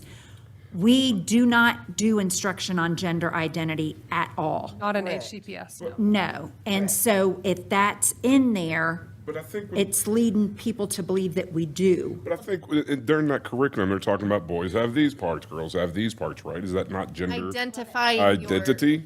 It is You're in the- identifying what's a male and what's a female? if you break it down in that sense, yes, it is in there. Agreed, but I think to every Nowadays, it means parent something that different. reads it is going to think that that we are talking to students about what they want to identify gender-wise. Like it's been, I just think that word has been hijacked, or that Yes. meaning has been hijacked for what it truly is. Like, the fifth grade curriculum Sexuality doesn't and say everything like, means something oh, you need to different become this or that. It's what is a boy, what is a girl. right, and I know they do it separately, the boys. They do, with and the they all male giggle coach Or and, whatever. Yes. Yeah, all my kids have been through Yes. that. And I don't have, on that stuff, I don't have a Our problem. boys did giggle. Yeah. Problem is that the words have been changed It has a different to meaning now. mean something different than what it actually means. Yeah. I And just that- think that the word has been hijacked, or that phraseology has been hijacked, and it's not what that is intending, and is not But I what see that what you're is. saying, Amy. For the Yes. people that are very concerned about this, I think they it's just. see that in their gonna- red flag. But we've also had this policy out there for how long, and nobody said anything about it? Well, Well, but Amy caught it. but she's looking at it. That's the whole thing about going through it. And in that sense, if a parent reads this, That's what they're gonna think. yes, that is what they're going to think, and they're going to have to address it, and then that's the Well, point the where we beauty is, address it. any of our teaching at HCPS on sexuality and that sort of sexual activity and the appropriate is an opt-in. You are sent a very clear. Yeah, when it's and middle then we school, can- And it there's follow- all the and it units. follows the state And at that standard course of point, study.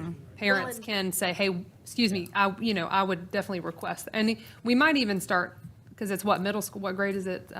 Well, fifth grade, they do like basic puberty We could stuff, actually, yeah. if it's the There puberty is stuff, more we through could there. actually have them go ahead and And it's still up. email the parents the material, that would be a one that was like, hey, go ahead and send the actual curriculum. They do. When they send Okay. you that information, they give you all the links. Because we give to them look plenty it of up. time to opt I out if was they do gonna not say, want. that specifically is one that, You just were go ahead given and send full it all. access to the And material. if you'll scroll to the bottom of this okay.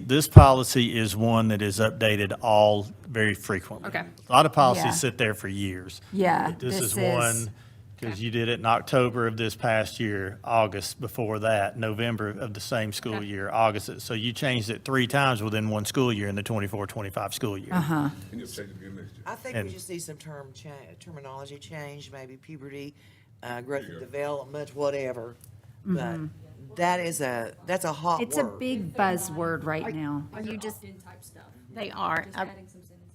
we could add to that, correct? There's nothing, We can look at it. I mean, I think what's there is taken pretty directly from the Parents' Bill of Rights. It is. So we can okay.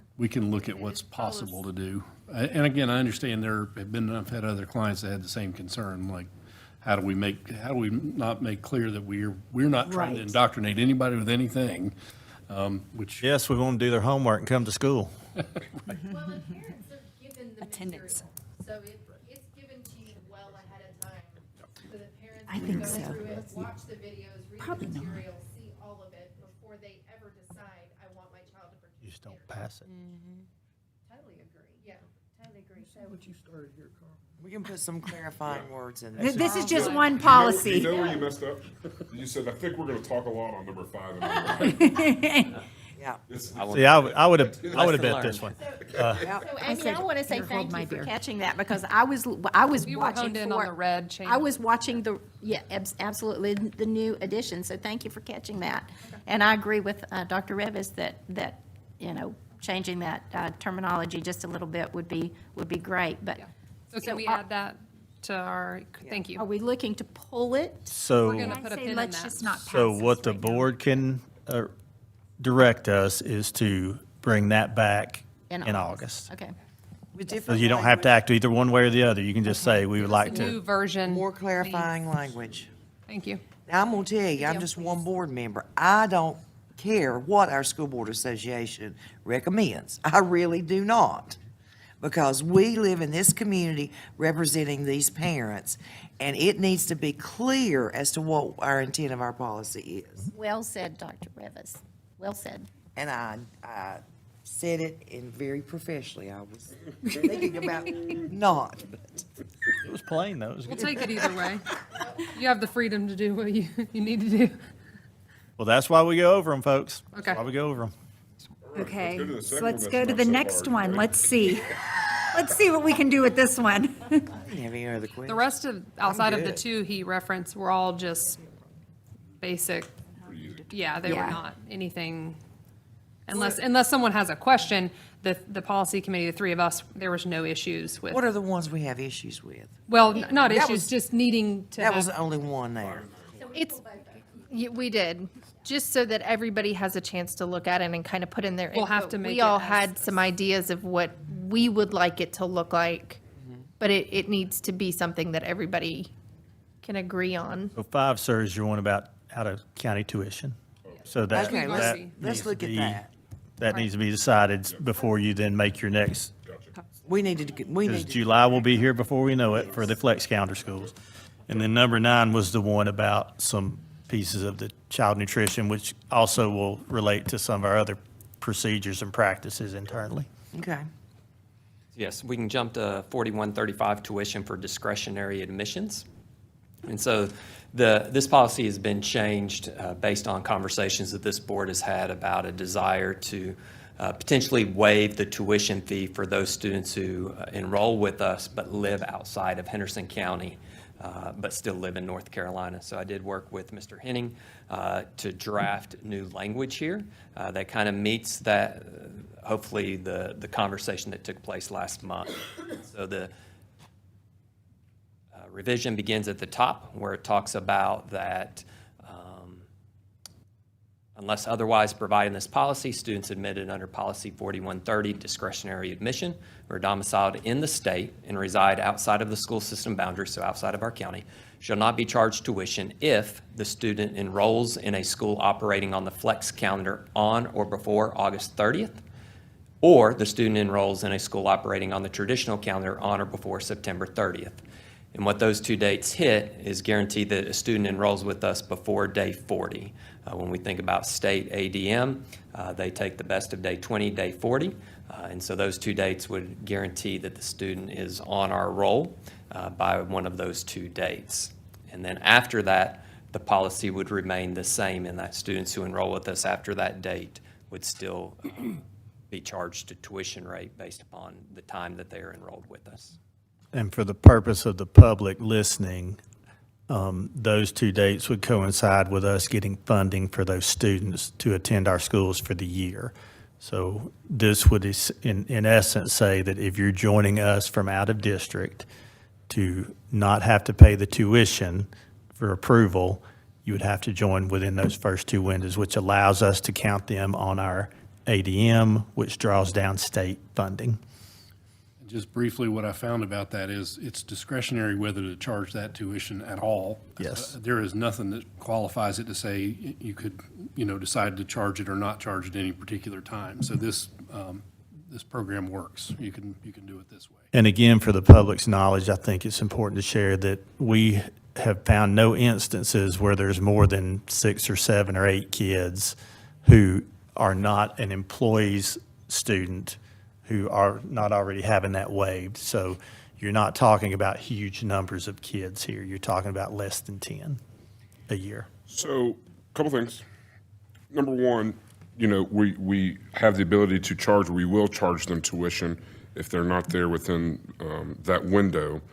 Are we going to prorate that if they come in some different part of the year? We always do, don't we? That is Even correct. now? We But it's just not in the language, right?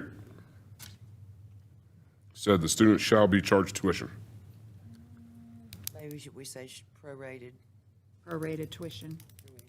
Tuition and/or prorated tuition based on. date yeah. of entry. So, it's prorated to somewhere, should be in there somewhere. Yeah, we could do Agreed. that. I think the shall language that was there was in the policy. So it just, what your existing The policy shall. said was just shall be charged.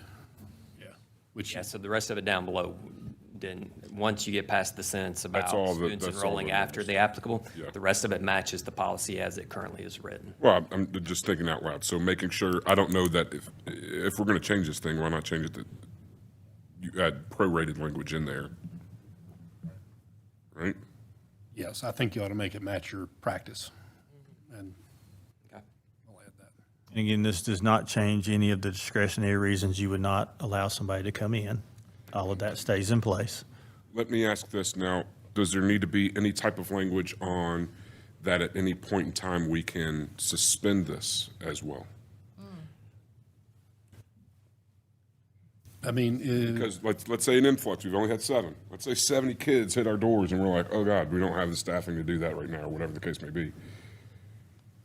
Are we pigeonholing ourselves, or do we have some out language? part of what Mr. Garrett just said is the out that you have is, it's the admission is still discretionary. The admission is You still could say, full, then we don't have we to can't take take anyone, all whether they these pay or kids not. all in. Okay. Well, then you don't have to take anybody. Right. So for example, if it is a student who has some documented issues, you don't have to take that student from outside of the district. Only students within your district are you required to take. That was my question. And also, And by documented issues, you would mean like severe behavior. It could be behavior, I it just- could be legal, it could be. Right. They don't have transportation, it could be a diagnosis of some type. You have full discretion over anyone outside of your public school unit of attending. But the best example, I think, is the disciplinary record. Like they are pledging to you as they come in on a discretionary admission application that they do not have, they're not currently under a suspension or a expulsion or anything anywhere else, that sort of thing. So because you don't want to buy trouble you don't need. Correct. I'm good with it, but.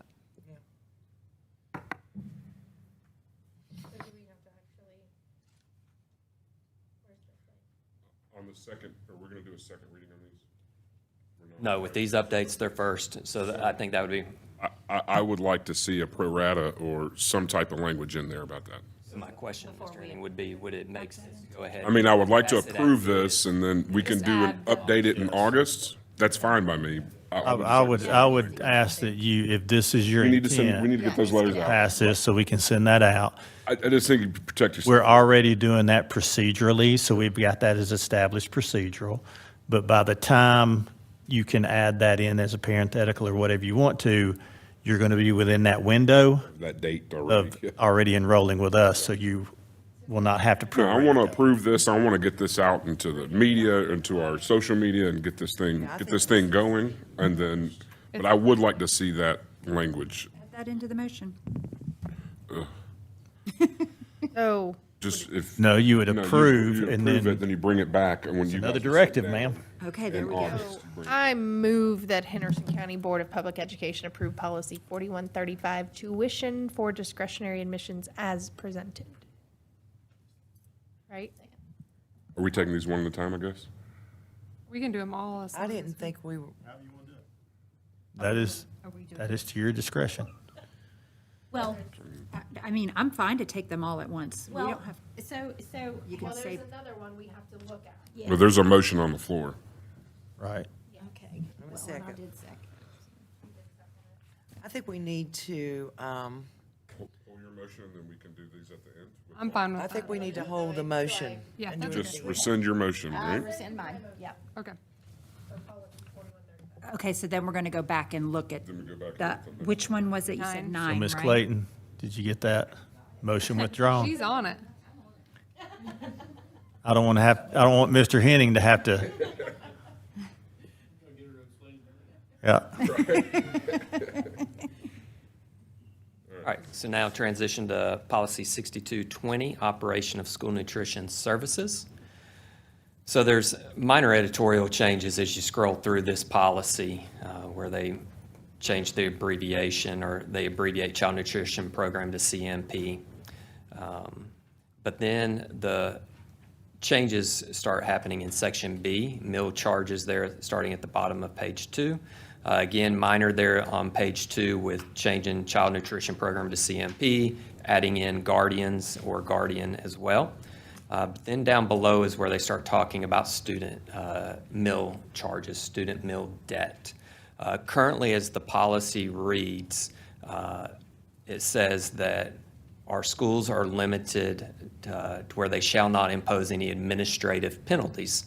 And then it goes on to define administrative penalties as withholding students' records, prohibiting a student from participating in graduation, or denying them a diploma. But the update is expanding it to where it goes on to say that it cannot have any negative impact on the student involved, primarily focused on the adults, and that principal shall not take any punitive actions against a student. And it expands what gets included in that to include requiring a student to work to pay off the debt, denying the diploma, preventing them from attending class trips or school-sponsored extracurricular activities or social events. Just to be very transparent with you, what this update would do to our schools is basically eliminate any leverage point that they have to collect student debt when a student and a family owes lunch money or money for breakfast. It's solely. Kids work? No, we don't. Would you give examples of Yeah, what we so are actually an doing? example that some of our schools use to leverage would be if you've got a junior or senior wanting to go to prom, and so they pay for their prom ticket, but they owe lunch money. The school would say something like, once you pay off your lunch debt, then you can purchase your ticket for the prom. That is an extra event not taking place during the school day that has an academic tie to it. So that would be an example of what our schools currently do. But this update would take away that type of leverage point. So the thing is, okay, how much debt? Is it $1? Is it $50? Like, what is that triggers that? Because I'll be honest, I pay for my kids' lunch all the time. Kira will come home and she'll say, hey, I'm $3.22 in the hole, or whatever it is. And I'm like, okay, then I go and put money on the card. So what is that trigger for your principals? Well, and because we talked about this, of what this looked like, and they're getting a letter, they're getting a phone call, they're getting, this comes after, when they have been trying, and kids have accumulated a lot more. One of the things that I had mentioned is every single parent has a smartphone. We all have access to what's going on in our kids' schools. There is an app that links you straight to your kids' lunch accounts. You can just click it on your phone like you can your calendar, and it tells you what's on there. And you can add money, take away, but Hey, take it away. You watch it Once take you put away that is on what I there, mean. Will in a day. You pay that Your kid will. convenience fee and it's over. No, It's I gone. don't think, no child should be punished in our schools for not being able to pay for their food. But when you're talking about 6th and 7th and 8th grade trips, and you're talking about parking passes, and you're talking about all of these extras in high school of things that are costing hundreds of dollars that you're opting into, and your child's, $150 in the hole because they keep charging and there's no money there. But our principals are trying to get in touch with these families, and they're dodging it. Those are your situations. I see what your question was, though, specific, like, Yeah. because everyone is negative at I some never point. know it's how much money's in there until one of them tell me there's nothing in there. No, I And think this means. I get the alert. I get the Oh, alert you too. get the alert? Yeah, $10 threshold when it's down. I that get alert. multiple. You can set Yes. Let me I help think you. it means, I have not done that. I just put here 50, but whatever. this I is do that, but referring to then- like children that have probably like never paid, or it's a large amount. What's the trigger? Like, what is that? Yeah.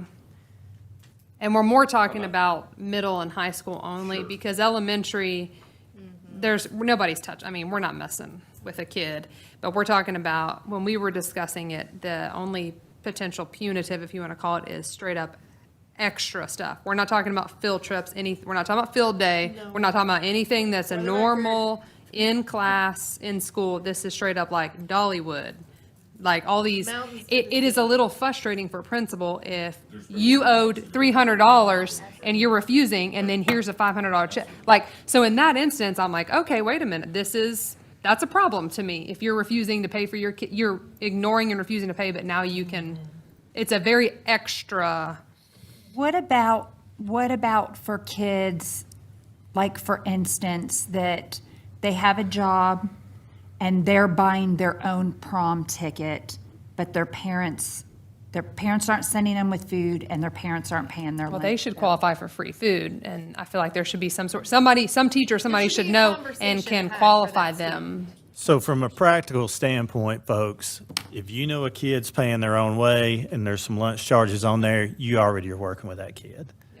What we're talking about here is the absolute ability for once, because we can't deny them lunch, don't want to deny them lunch. Right. We can't deny them a regular lunch, don't want to deny them a regular lunch. We can't deny them classroom activities, don't want to deny them classroom activities. It's those 100% opt-ins.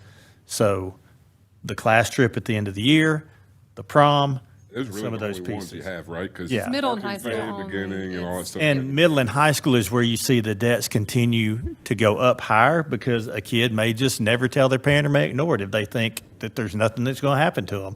Because kids are really good at risk and reward. That's right. So if they know there's nothing on the back end, then there's no motivation to say, hey, Dad, I need that money for that You know, lunch charge. this year was the first year that I actually received an email that said, like, here's $5 in the hole or whatever.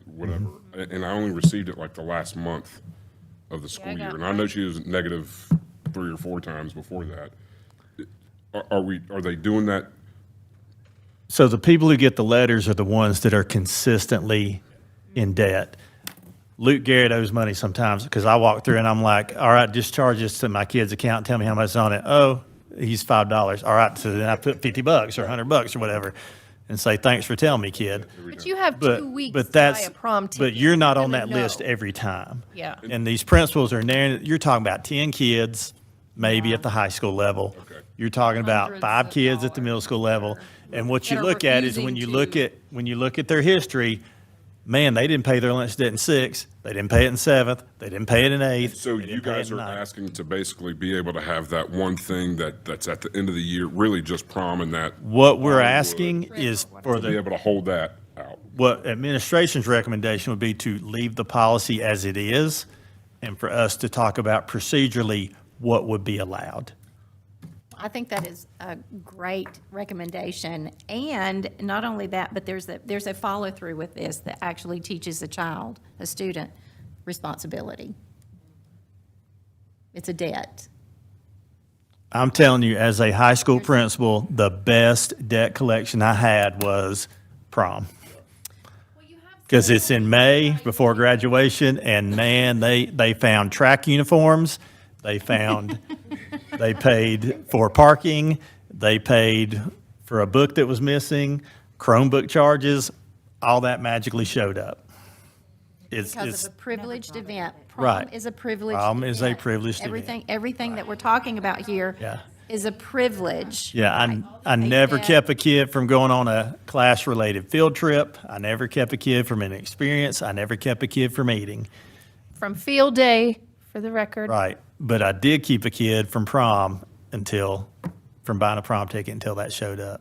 And I think your secondary principals are who is battling this the most. And the principals and they should be aware if there's a child that's like, okay, we weren't aware of there being an issue. Now that's a separate thing and they can easily. It is, and I want them to. covered. And I want to give our school nutrition workers a big shout out here too, because they communicate that well. They keep a good eye on that. They try to work with kids. They try to work with families.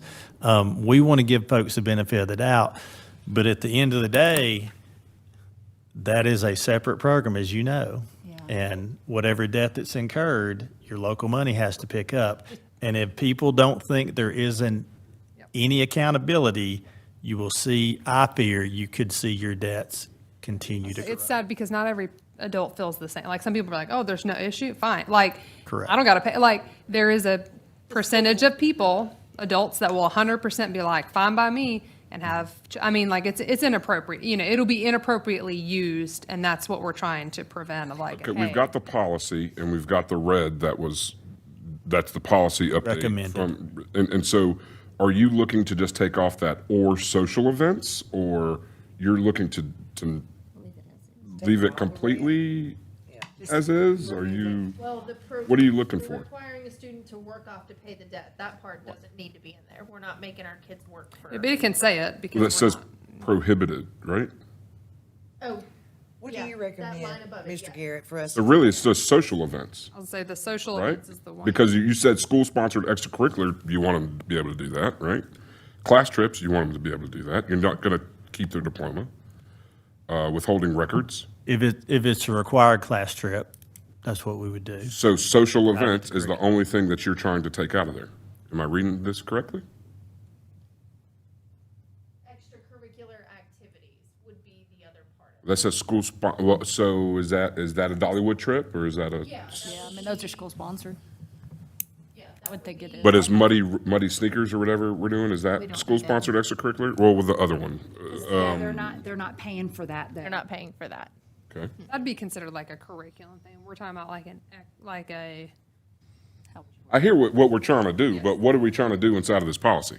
yeah, we just need the verbiage to fit what we just. Guardians should stay, but I think everything else. One option is to leave it as is, and for us to Right. clarify from a procedural That's what you're wanting? standpoint with our That's administrators. what like I would yours. really like is just, Oh, because so it you works, can Implement it. it works how it is, and let us clarify what is allowed procedurally. Yeah, so you could change, you could add the and guardians.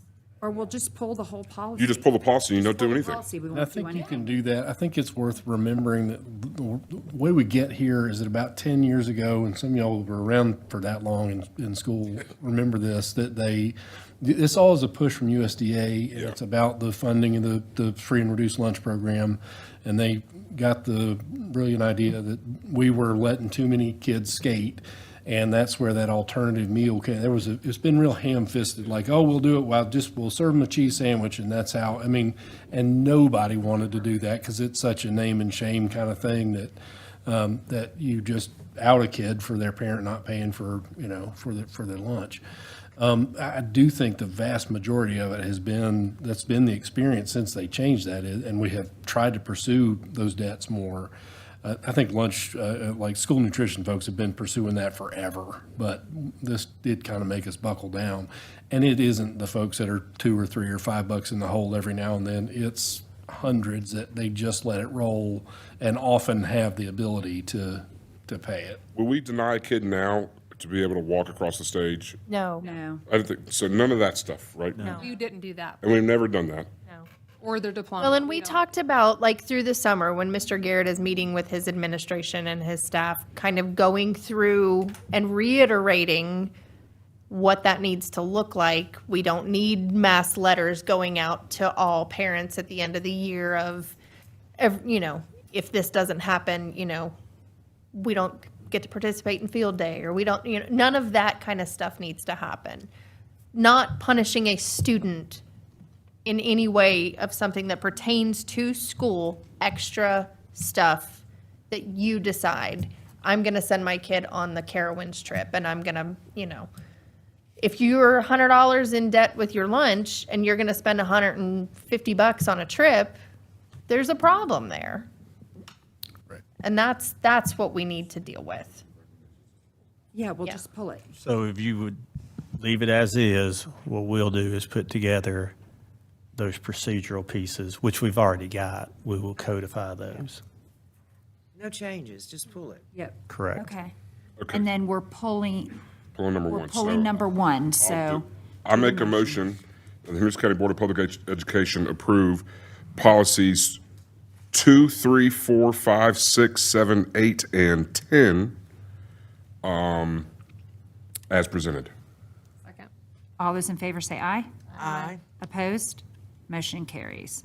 Okay, then we'll go down to D. Do we need to have a motion of what to do with those other two policies? I don't think so. I think if you just don't vote on them, you just don't vote on them, They right? stay, and what we will do in our notes is we'll bring back The pro rata 1310. thing, and then we'll Bring be back able to see that. 1310 in August, Okay. and then we'll add the prorated piece to 4135. Could we almost just put that in our consent agenda, or would we even have to? Yeah, we could just, like, put it the under one that's consent. the One little, That'd be fine by me. Okay, okay. thank you. Thank you. That was pretty good. That wasn't bad. Mr. Sosha.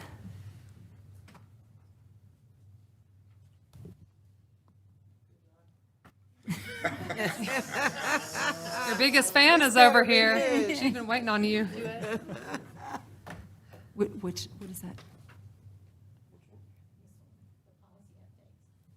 that? Those were in consent agenda. Yeah. All right. Good evening, everybody. All right, so we are in that time of year again where it is some more contracts, renewals, and a couple new ones for over $90,000. A couple of them are brand new, starting off with the first one, which is Austin Construction. This is for the Rugby sidewalk project that is actually it's in the capital budget for next year, but we want to get the contract approved now so that they can get that work started, get it done over the summertime. So following the bid, Austin Construction came in with a bid of $96,000, and the budget for that is $100,000, so we are, that is. It's a long It summer. actually came in a lot better than I thought it might. Mm-hmm. The second one on our list this evening is for CDW. That is actually the licensing for the Google Workspace. That allows us to have all of our email and Drive access to operate with Google. That was also done through a RFQ process, technology did, and it's a 3-year licensing to get locked in. It's $62,000 for the first year, but the 3 years combined will take it over the 90. And that won't change, right? It keeps it, when you say. I didn't bring up the full one. I believe it's a little bit more in year 2, isn't that right? Yeah. It's not a new pro, yeah. Right. We have the set pricing for the 3 years. That was part of the deal that Grant was working on, try to get locked in at the price for the 3 years. Because as we know, technology things tend to sneak up really quickly if we don't lock them in. The next one on there is a contract with Cooper Construction. Last month, we approved the purchase of the equipment for the HVAC project at Flat Rock, and now we have put out to bid to get the installation done.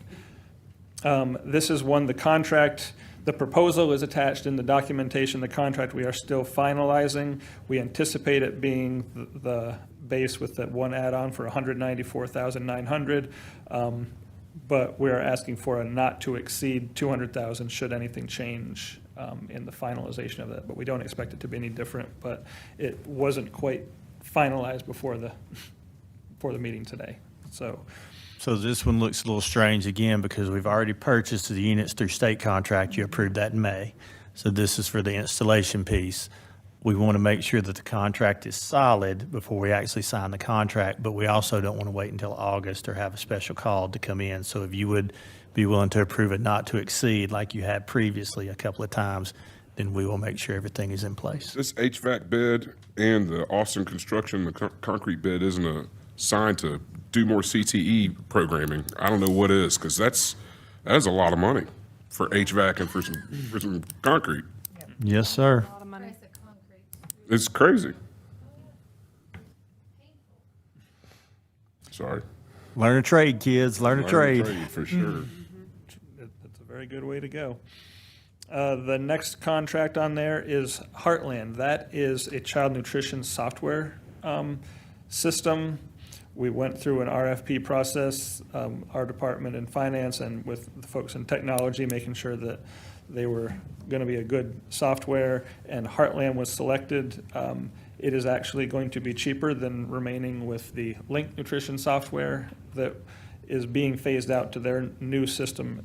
So we're going to switch to Heartland for this coming school year. And the last one is Mountain Professionals. Nothing new with them. That is the driver's ed company. And we would like to continue another year keeping with them. We have checked and our wait list. We don't have a wait list. You see, you came prepared. We got 0 calls this year. 0. Oh, absolutely, I was here, and I got to have that conversation with Mountain Professionals, which I enjoyed. But also for the public's reminder, this is flow-through money. So when you see 258,000, that's not money that we have. That is money that is allocated for the number of 15-year-olds in the county. We are the agency that is the flow-through agency, so that money goes directly to Mountain Professionals. It seems to me like a lot of kids these days are not getting their licenses like when we were growing up. Like when you were 16, you were there at the DMV ready to go, right? So they're getting paid on a per pupil basis based on how many 15-year-olds we have? In the county who take driver's ed. That's private schools as well. That's anybody. That's a 15-year-old who lives in Henderson County. So if they go to charter, if they go to private, if they're homeschooled, Whether they do it or not. Correct. the money is allocated per The answer to your 15-year-old. question is yes. But that's money that, like you said, it flows through us. Comes from the It doesn't state. come From our actual. Yes. As long as. They wanted to park it somewhere, so school was the easiest place to park it because we have the most 15-year-olds. So by all rights, this has nothing to do with school, but they have assigned it to public school units because that was the easiest place to put it. So just for informational reasons only, how much is it per child? Well, that's not just for, it's not just for us, right? Well, how much do they charge per child? Do we know? There's a maximum that they can charge on top of So they charge the parents, state too. allocation. I had to I pay. don't remember what it is, though. Mhm. 90 or something, I want to say, sticks in my head. Less than 100 Yeah. Yeah. I want to say they can charge $90 on top of, yes. That's to the parents. Yeah, so again, I think that's a great point. The state does not allocate enough to cover the full cost. So parents do have to pay on top of, and that's common everywhere. But if they're paying for kids that don't even use it? Sounds like 65. 65. Are we, like, I'm assuming we're caught up from our We are. COVID backlog of Yes. students. They all turned 18, right? So, yeah. Bo just started driving more. Yeah. He got busy. He did get busy. Till All right. Okay. Sure, well, Can I ask one thing on the Heartland? Because we just got done talking about school nutrition. Yep. Is it parent-friendly? Is it going to be able to do everything we need to make sure these parents absolutely know they have charges, like the link system? That was part of the process of making sure that, yes, it was going to have a front-facing informational component to it. Yeah. Grant's gonna just add that link on, right? Look at his face. He's like, there was no response. You see him slide behind the. He did, he really did. He lowered his chair. No, I'm updates. I get the, Elena's, I'm sure it'll and it gives be me similar. like a They're all the cap of, same. like, she's getting close to being, this low. She's getting close. And I'm so I- sure that they Okay. can Yeah. still let you know. But does that change the K through 12 payment center Heartland has their version of that? version of a payment. It'll be a new. Convenience fee cheaper? And we're going to be Yeah, right. very much communicating Yeah, can we negotiate the Parents. convenience fee? how this is going to work. Oh, there we go. 495, is that? Child nutrition. Something We like need to that. start waiving that convenience fee. I know. If you pay, we're excited about that. My kid never eats lunch, but she does get the snacks. Right. I don't know what my kids are eating, but I know it's going down. So, I don't know if they eat it, they buy it. will what we have, if we still have current money in our Ooh. existing accounts, will that roll over into the new app? It is supposed to. It should be in their account. It's just a different, it should, So what he just said, go ahead and take a screenshot of what you've got in your account. But in the evaluation of the different options, you had child nutrition folks there and you had finance folks there. So this has been vetted from both sides. really the account should stay the same. It's just the process in which we pay is now. All the balances that are in there are supposed to transfer into the student's new, because it's supposed to link in, it's supposed to get the information out of Infinite Let's hope and Campus. pray Where that it's it works supposed correct. to. Well, I would imagine that Bernie's probably really put a lot of thought into that.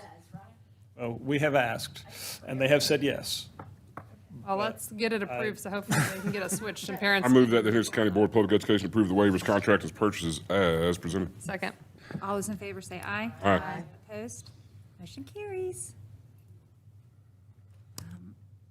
Interim budget. I can't, my screen is stuck. Let me refer to the old paper. Interim budget Interim resolution. budget. Interim budget Oh, resolution. Mr. Socialist. Yes, that's why I just stayed right here. This is our administrative purposes so that we can operate come July 1, continuing to pay people and businesses as we operate in July. Hopefully not waiting long, but waiting until we have a state budget so that we can get the initial budget prepared for you guys. If they do have one on the floor next Monday to vote on and we have a budget information, it'll be great to have a budget this summer, but I am not going to hold my breath because I don't like to be purple. I move the We'll leave Henderson that County to Board of Barney. Public Education approve the 26-27 interim budget resolution as presented. All those in favor say aye. Aye. Opposed? Motion carries. Thank you, Bernie. So we go from interim budget to interim budget? Essentially. Right. That's why that one really doesn't even matter. Well, hopefully, doesn't matter. Okay, we will move to item F. Resolution authorizing the chairman to execute contracts. No, this is a little bit different. So, Madam Chair, this is something that you have put in place every year since I have been here in the case that there is a property matter that comes up unexpectedly that needs attention before it can come before the full board. We've not had that happen where the chair has had to work outside of the lines. We've looked at proper, we haven't executed. Right. So this does not change the fact that the full board will vote on any and all property matters. This just authorizes the chair to act on behalf in the case of urgency. I checked on this a little bit at the office, and I think there was some history to this where there was a summer where this, and it may have been, I think even a while back, and so it's come up a few times, but it's harmless if if you don't need it, so there's no downside to approving it. I move that Henderson County Board of Public Education approve the resolution authorizing the chairman to execute contracts and options for the acquisition of property and memoranda thereof. All those in favor say aye. Aye. Opposed? Motion carries. Okay, we will move down to the capital update. Dr. Taylor? Oh, come on back. That was quick. So we say I'm hydrated? We'll take you either way. All right, for the capital update, I'll go through the normal 2 slides of update on the projects here within Henderson County Public Schools, the MRTS project updates, and then the final slide will be looking at the capital outlay for next year of what's proposed for the $1 million. So quick update here, some of it you already know, in terms of the East High program and conceptual phasing study with LS3P. You received that update this evening, and so that work is continuing to progress very well. The water cutoff valve project at East Henderson, that's part of this year's budget. We have a bid opening this week on Wednesday, so we'll be excited to see where that number falls within our budget so that we can get that work done over the summer. Appreciate the board's approval for the HVAC work at Flat Rock so that we can get that started. The units are supposed to arrive first week in July, and we can get Cooper started on the work and have that ready by the first day of school if all goes well. So thank you for approving that project. The Rugby pedestrian bridge replacement, Mr. Lusk is about 90 to 95% of the way done with the design work and then also getting finalized numbers on the budget so that that can go out for bid and we can see where that takes us in August. And then the electric panel replacement at West Henderson, that bid opening was last week as well. And so that one came in under budget. And so that's a positive there on that project. So that work will get done over the summer as well.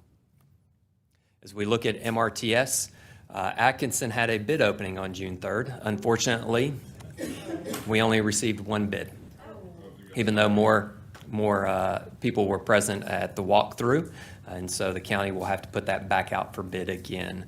We're hopeful that the next bid opening will be the first week of July, but I've not received specific dates just yet as to when it goes back out and when the mandatory pre-bid meeting is. Is that bid within the budget?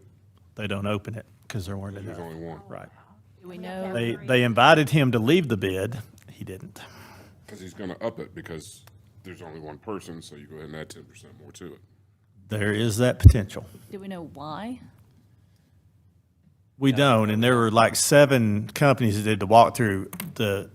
The person who did bring the bid and was ready is who's done phase 1 and phase 2. So it may be that the other companies were like, we know that they're probably going to get it, or they'll probably beat us. I can't speculate as to that, but the engineer at the bid opening was like, we can't open it unless there are a minimum number. But you get one more bid, and let's say only one more bid comes in, then you can negotiate, right? You can proceed with that one. What the county's rules are, I'm not sure. Well, that's why this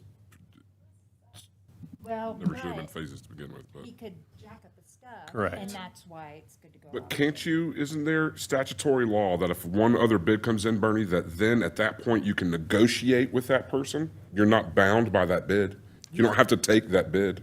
So in the formal bid process, you have to go to the lowest bid first. If there's some reason that you have to exclude them, then you can move on to the second. In the RFP or the RFQ process, that's when you can get into the, more like with the architect, then you get into the negotiation with the person. But you've got to go with the lowest first. But again, if the bid is higher than what you think it should be, you can reject the bid. You don't have to accept it. Or you could put it out again. I'd have to research that piece of it. I mean, and at what point, though, is it not our fault that people don't want to put bids in? Well, if you're doing a rebid, then all you need is one. You don't have to get the multiple the second time around. So if This one was in budget, though, it's But what not we our don't fault. know is what was sealed in that bid, because you don't open them because there weren't the minimum. So we don't even know what No, we don't. So what you're saying is now we can go to just one more? Because this will be round 2? So on the second round, you just need the one. As long as you get one. You need 3 on the original, on the initial. If you don't get 3, you have to rebid, and if you get 1 or 2, you can open the second time. The first guy could come back with just a different envelope. Absolutely, because we don't know what's in that. Correct. So it just sucks you. And then you as a board, though, have the option to reject that bid. But we don't. Right, but a board then does not have to take that bid. To be continued. This has been. Saga continues. I This has know, been Atkinson is just- never going to get But this is another clunky thing Because we phased it. about, well, not just phasing, but it's also another clunky thing about having to work through another party to do some of these projects.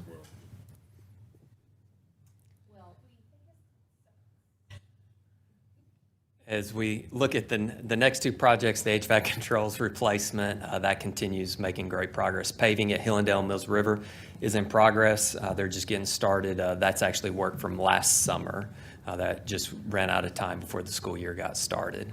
Then for the bus garage, we did have our kickoff meeting with Edifice Construction and LS3P and our county partners on May 13th. It was a great opportunity for us all to be in the room and just kind of look through again the project at a high level. Edifice was able to ask specific questions because they're working towards getting the first round of pricing done for the project. And so we anticipate that they're going to have the county that first number for the project total by the commissioner's mid-month meeting. And so we'll see where that puts us as a starting point for that project. All right. So now, on to next year's capital outlay. When we had our budget workshops back in the spring, we were working off of a $1.5 million budget line item. And so what I've did at the end of last week and over the weekend with Mr. Dillon is look at projects that are on this list to see what's essential. What are the things that we were trying to get ahead on, and what are the things that have to get done? And so from his standpoint, the projects that we were just getting ahead on, that we're still going to have to do at some point in time, but we can put off for a year, would be at Hendersonville Elementary, replacing those water lines, replacing the classroom floor there in the dance classroom at North Henderson, the backflow preventer at Rugby.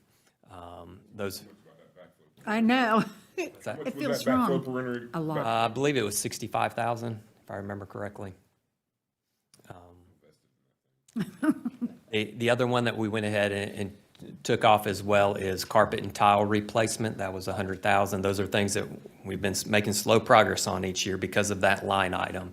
But when we looked at everything else, the other things were more important to keep, such as the intercom upgrades at 3 of those schools. That's a safety concern, and so those are things we don't want to wait another year on. So that's why those items remained. That's what we. So yes, that's the one that was approved tonight. And again, it's the same thing. It's a safety concern. Right. I thought that the insurance, were we not getting anything because wasn't there some damage? It's a different sidewalk. So that's not, It's a separate. that's a separate sidewalk. We're working on the bridge that goes across to the athletic fields. Are we sure? Yes, we are sure. I'm afraid we are. All right. I'm kidding. It's a good question. What do we have in fund balance or any type of fund balance from this year on our projects? So Bernie and I are still working on that as we wrap up to see where we're at. There's got to be 10, 20 grand there, 30 grand. There will be some there once we wrap everything up. In terms of what was in fund balance prior to this year, it's all accounted for. Talk to me, Mr. Rhodes, about athletic facility improvements, $85,000. Where's that going? That's an excellent question. Those have continued to be items which come up throughout the school year. I'll give you an example. We've got bleacher replacement for some of our baseball and softball fields, like example. You got North Henderson High School have bleachers that were just condemned because those have been in place there for, I guess, since the school got there. Those are just examples of where we need that to be able to replace those big ticket items that schools don't have those funds in place to be able to do that. Those are just some of the examples of how we've been using that money. And again, Mr. Taylor has that flexibility to be able to move that if there's any of that's not been unspent. Because there's 2 of these that really give me a little bit of pause. It's the water lines and that backflow preventer, right? How much was the water lines? I know that's I believe 90,000. Well, we've already had systems there fail. It's we have. the sinkhole and different stuff there.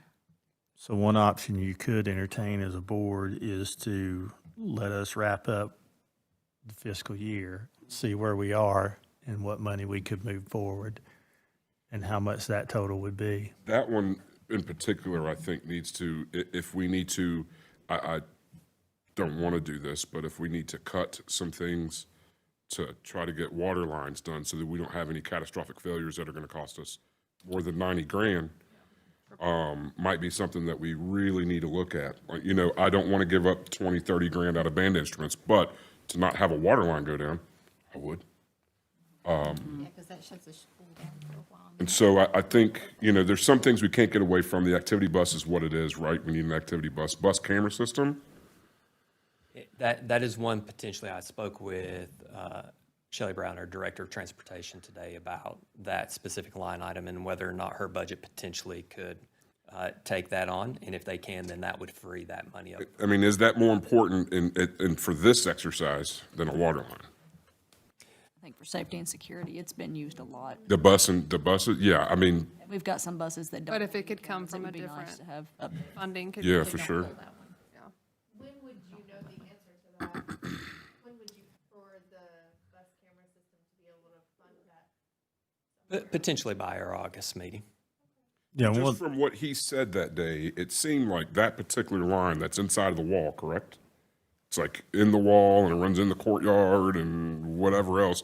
Like that seemed like a pretty, Hinsdale Elementary, like a pretty dire situation. We just had, what, an $80,000, $65,000 sinkhole or whatever we spent on it.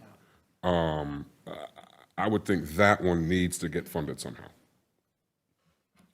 Ernie, your magical moving things around, if there are MRTS dollars that we can potentially peel off that.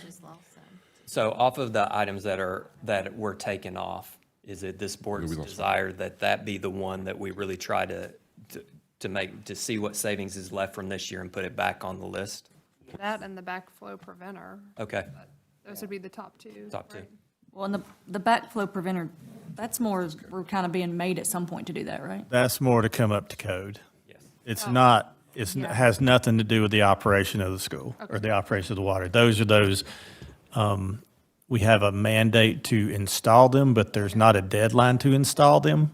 Okay. So, So then the other, the Henderson. because of a Take those code galvanized change, yes. water lines first. So if you would ask me, I would think if you want us to try to look at savings, if you want us to try to look at as the fiscal year wraps up, and we have those numbers in July, to come back in August and show you how we're able to find a way to get the water line done. Find a way to get it done. Yes.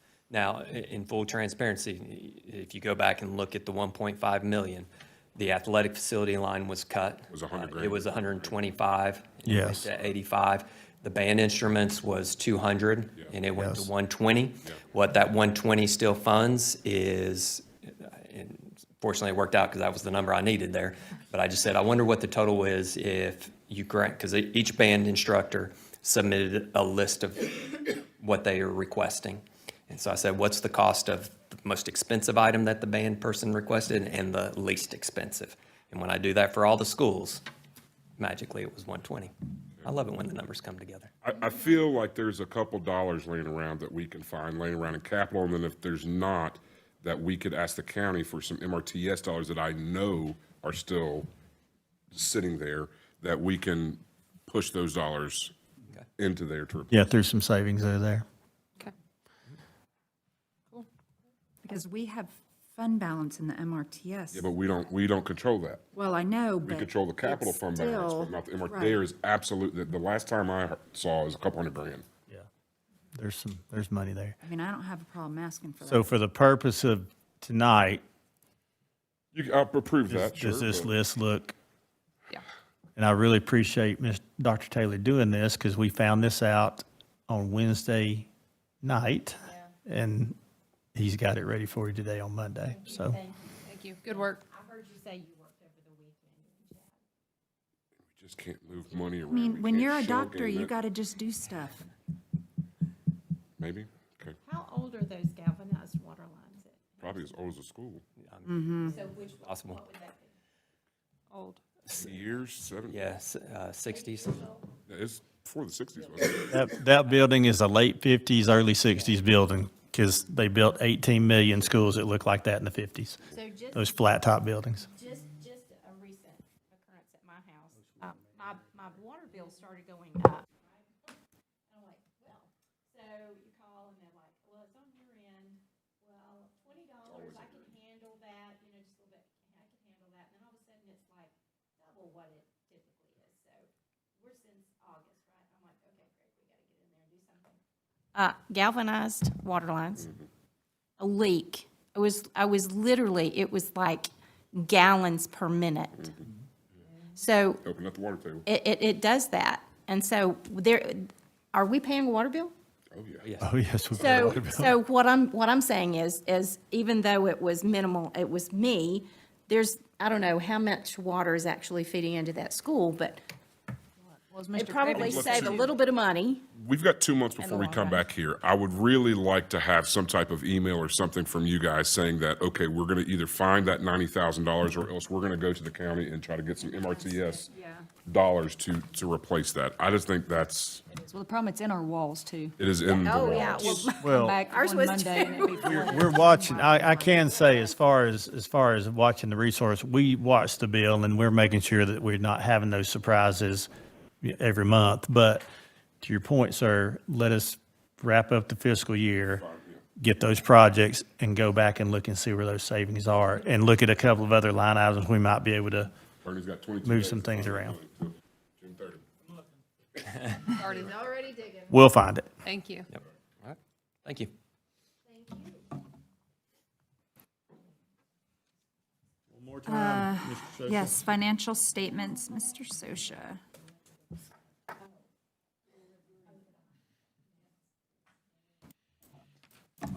All right, yeah, this is the last one before the final wrap-up that you guys get in August, where you get all the reports.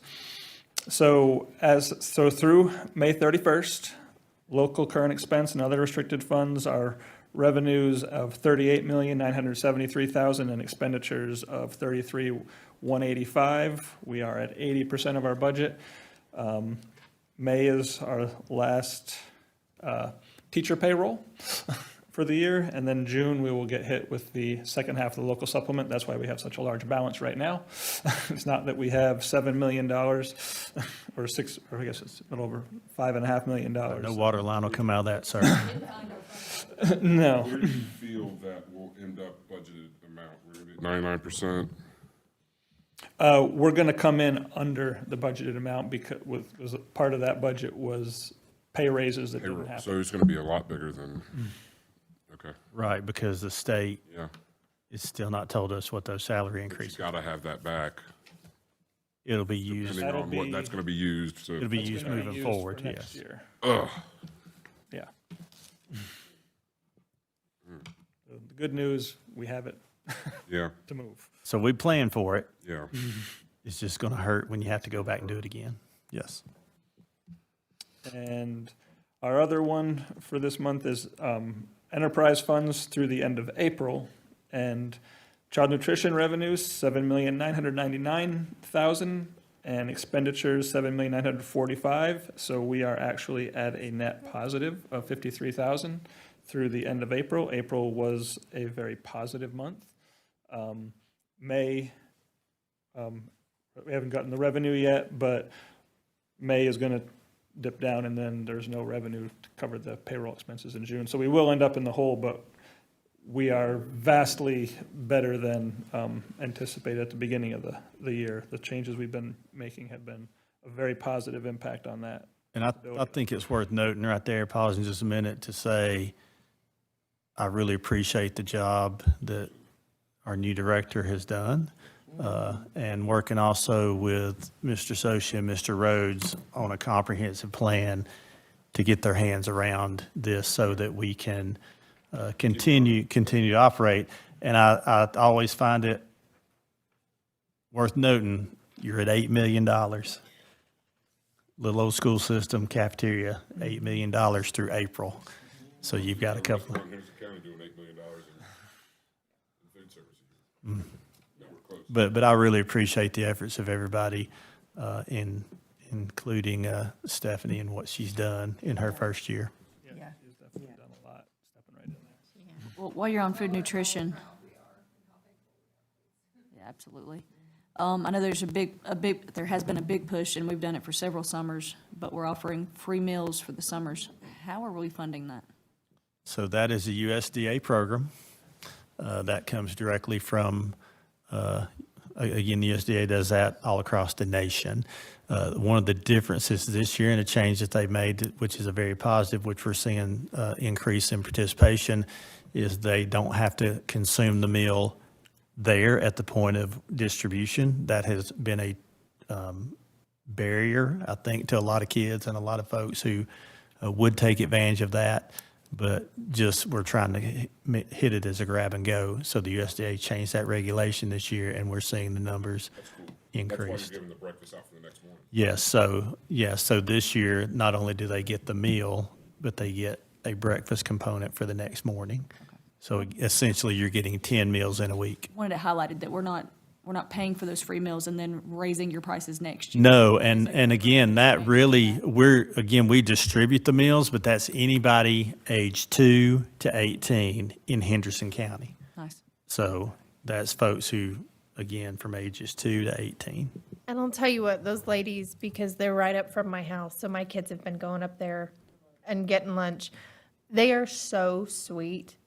And I mean, they're standing out there in the sun. It's been hot, but they have been really, really sweet. And my girls had made them some thank you cards, and I took them up there today, and she just came out and she gave them a big old hug, and she just said, thank you so much for being so sweet. But, so thank you to all of those ladies and gentlemen who are doing that across our district and spending every single day standing out there in the sun and greeting those kids, and just thank you for your kindness if you are listening and for what you are doing. And I know from what they have said to me, it has been very impactful from what they have seen. And go take advantage of it if you're listening. Go take advantage of it. They also feed our camps. They feed Boys and Girls Clubs. So they do a lot in the summer that people don't always see. I didn't know that. That's awesome.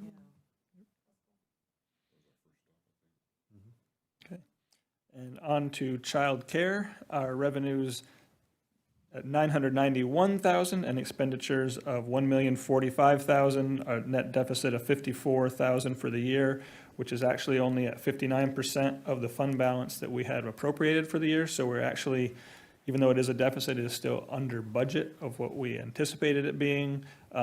So that is a positive there as well. So, Good job. all right. Thank you, guys. Happy June. Okay, so general operations, Mr. Garrett. Thank you, Madam Chair, members of the board. It's my pleasure to share the final of the school year. So on June 1st, July 29th, funny we were talking about summer meals because that's what we're running, our summer meals, Meals on the Bus. Those routes can be found online. But again, anybody age 2 to 18 can take advantage of those meals and can grab those meals and take them with them. Also includes breakfast for the following morning. Our Read to Achieve camps are going on right now, June 1st to the 25th. That's grades 2 to 3. Those are running from 8 to 3 o'clock. June 1st through the 11th, as we're right in the middle of that pocket, the High School Credit Recovery. That's grades 9 through 12, and that runs from 8 until 12 at those schools each day. July 6th through the 8th were our required teacher and staff work days for Flex Calendar. So we are now out of the 10-month teacher business with them finishing up last week.